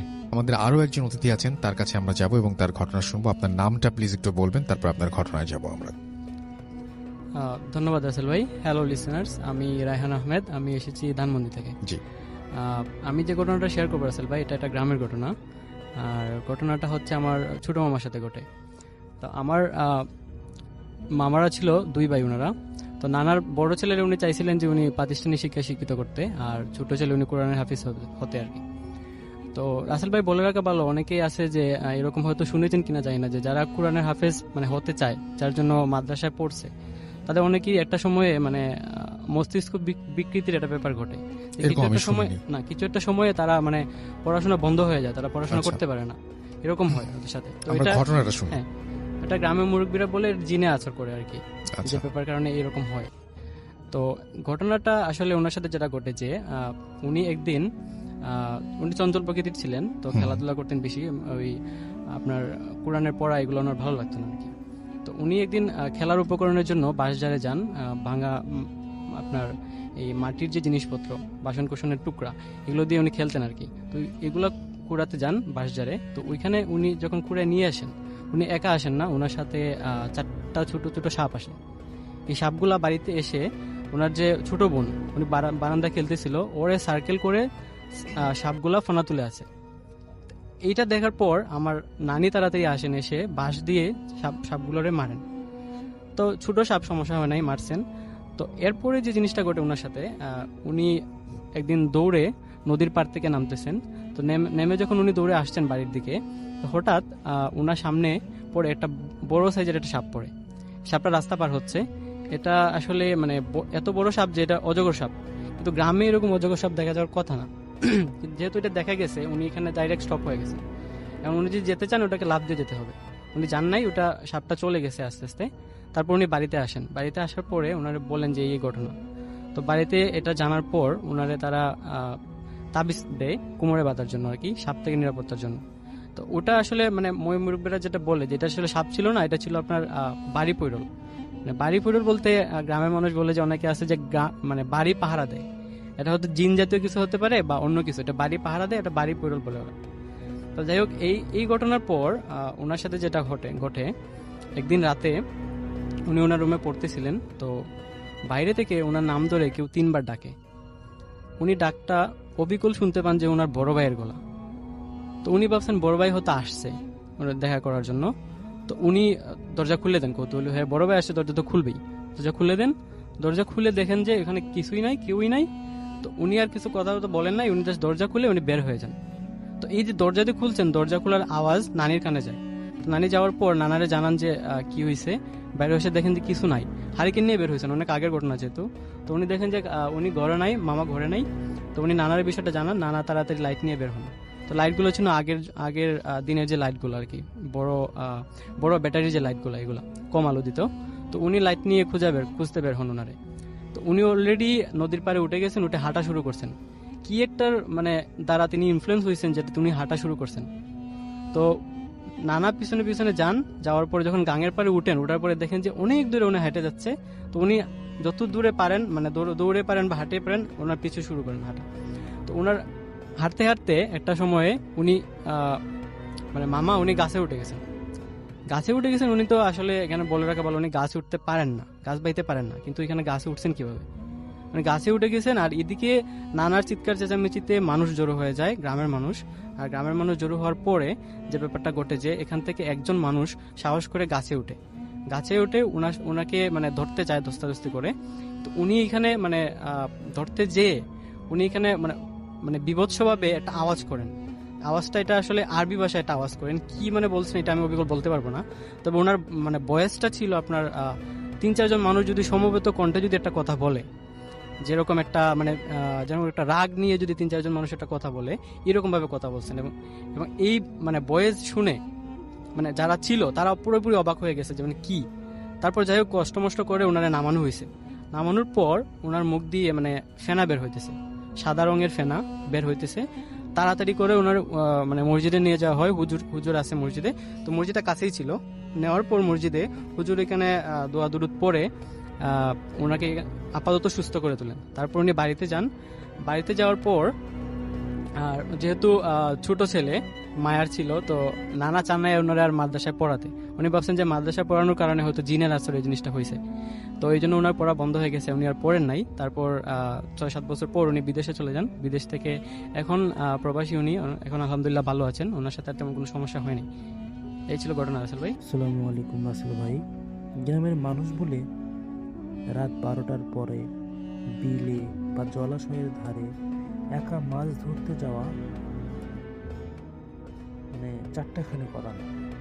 মাছ ওই রকম অবস্থায় বা ওই রকম সময়ে মাছ ধরতে যাওয়া মানেই মৃত্যুকে নিমন্ত্রণ জানানো। আজ যে ঘটনাটি বলবো সেটি আমার বড় নিজের চাচার সাথে, মানে নিজের চাচার চোখে দেখা। এই ঘটনার পর তিনি আজীবন মাছ ধরা ছেড়ে দিয়েছিলেন এবং আজও রাতে বৃষ্টির শব্দ শুনলে তিনি ভয়ে কুঁকড়ে যান। সেদিন ছিল ভাদ্র মাসের এক বৃষ্টি ভেজা রাত। চারদিকে ঘুটঘুটে অন্ধকার। বড় চাচা খুব নেশা ছিল মাছ ধরা। হাতে একটা টেটা আর হারিকেন নিয়ে তিনি একাই বের হলেন গ্রামের পিছনের সেই বিশাল মরা বিল। এই মরা বিলের দিকে। বিলের ওই দিকটা খুব নির্জন। আশেপাশে কোনো মানুষের বসতি নেই, শুধু মেইলের পর মেইল, কচুরি পানা আর পচা পানির গন্ধ। বিলে পৌঁছানোর পর চাচা দেখলেন আজ মাছের যেন মেলা বসেছে। বড় বড় শোল আর গজার মাছ পানির উপর ভেসে বেড়াচ্ছে। চাচা একের পর এক মাছ শিকার করছেন, কিন্তু তিনি হঠাৎ খেয়াল করলেন তার ঠিক কয়েক হাত দূরে এক লম্বা ছায়া পানির উপর দিয়ে খুব দ্রুত এগিয়ে যাচ্ছে। চাচা ভাবলেন হয়তো কোনো শিকারই হবে এটা। তিনি হাত দিয়ে বললেন, এই কে রে ভাই তুই? কিন্তু আমার চাচার জবাবে কোনো উত্তরই আসেনি। অবাক করার বিষয় হলো সেই ছায়াটা যেদিক দিয়ে যাচ্ছে সেদিক দিয়ে সব মাছ মরে ভেসে উঠছে, যেন ওই লোকটার শরীর থেকে কোনো বিষ বের হচ্ছে, তাও দ্রুত গতিতে বিষ। চাচা কিছুটা ভয় পেয়ে বাড়ির দিকে রওনা দিলেন। ফেরার পথে দেখলেন রাস্তার ধারে এক বিশাল তেঁতুল গাছের নিচে এক বৃদ্ধ লোক বসে আছে এবং বসে সে কাঁদছে। চাচা জিজ্ঞেস করলেন, কি হয়েছে চাচা? এই রাতে এখানে বসে আছেন কেন? লোকটা মুখ না তুলে গলা ভাঙায় বলল, বাবা আমি খুব ক্ষুধার্ত, আমাকে একটু মাছ দিবে? চাচার খুব দয়া হলো। তিনি তার ঝুলি থেকে একটা বড় মাছ বের করে দিলেন, কিন্তু লোকটা এবং মাছটা হাতে নিয়ে যা করলো তা দেখে চাচার কলিজা শুকিয়ে গেল। লোকটা ওই মাছ না ধুয়ে না কেটে একদম জ্যান্ত কামড়ে খাওয়া শুরু করলো। মটমট করে মাছের হাড় চিবানোর শব্দ নির্জন রাতে প্রতিধ্বনিত হতে লাগলো। তার মুখ দিয়ে রক্তের বদলে কালো রঙের এক তরল গড়িয়ে পড়ছে। চাচা চিৎকার দিয়ে দৌড়াতে শুরু করলেন, কিন্তু তিনি যেদিকেই যাচ্ছেন সেই বৃদ্ধ লোকটা তার দিকেই, তার সামনেই দাঁড়িয়ে আছে। হঠাৎ লোকটার গায়ের চামড়া ফেটে যেতে শুরু করলো। তার শরীরের রং হয়ে গেল আগুনের মতো লাল, আর হাতগুলো লম্বা হয়ে মাটির সাথে মিশে গেল। লোকটার পা দুটো ছিল উল্টো দিকে ফেরানো। সে বিকট চিৎকার করে বলল, আমার বিলের মাছ চুরি করে কোথায় পালাবি? আমি তো আজ তোর রক্ত দিয়ে আমার বিলের তৃষ্ণা মেটাবো। সে চাচার দিকে এক বিশাল লাফ দিল। চাচা কোনো মতে পাশের এক ধান খেতে পড়ে গেল। তিনি দেখলেন সেই জিনের নখগুলো তার পিঠের চামড়া ভেদ করে ভিতরে ঢুকে যাচ্ছে। যন্ত্রণায় চাচা অস্থির হয়ে গেলেন।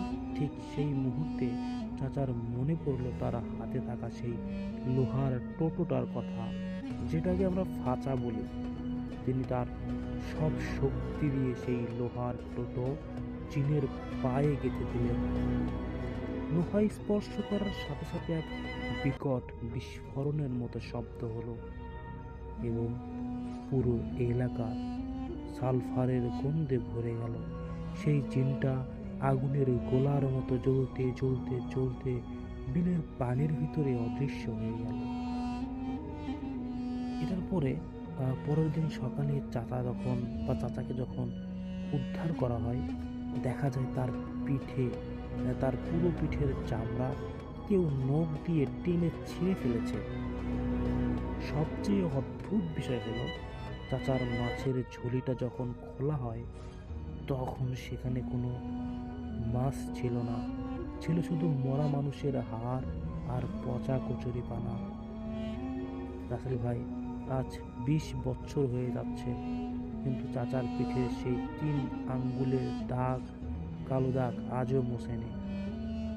বিলের ওই নির্দিষ্ট জায়গায় আজও কেউ একা মাছ ধরতে যায় না, কারণ গ্রামের মানুষ বিশ্বাস করে সেই জিনের পা আজও ওই লোহার টেটা দিয়ে বিদ্ধ হয়ে আছে এবং সে আজও প্রতিশোধের সুযোগ খুঁজছে।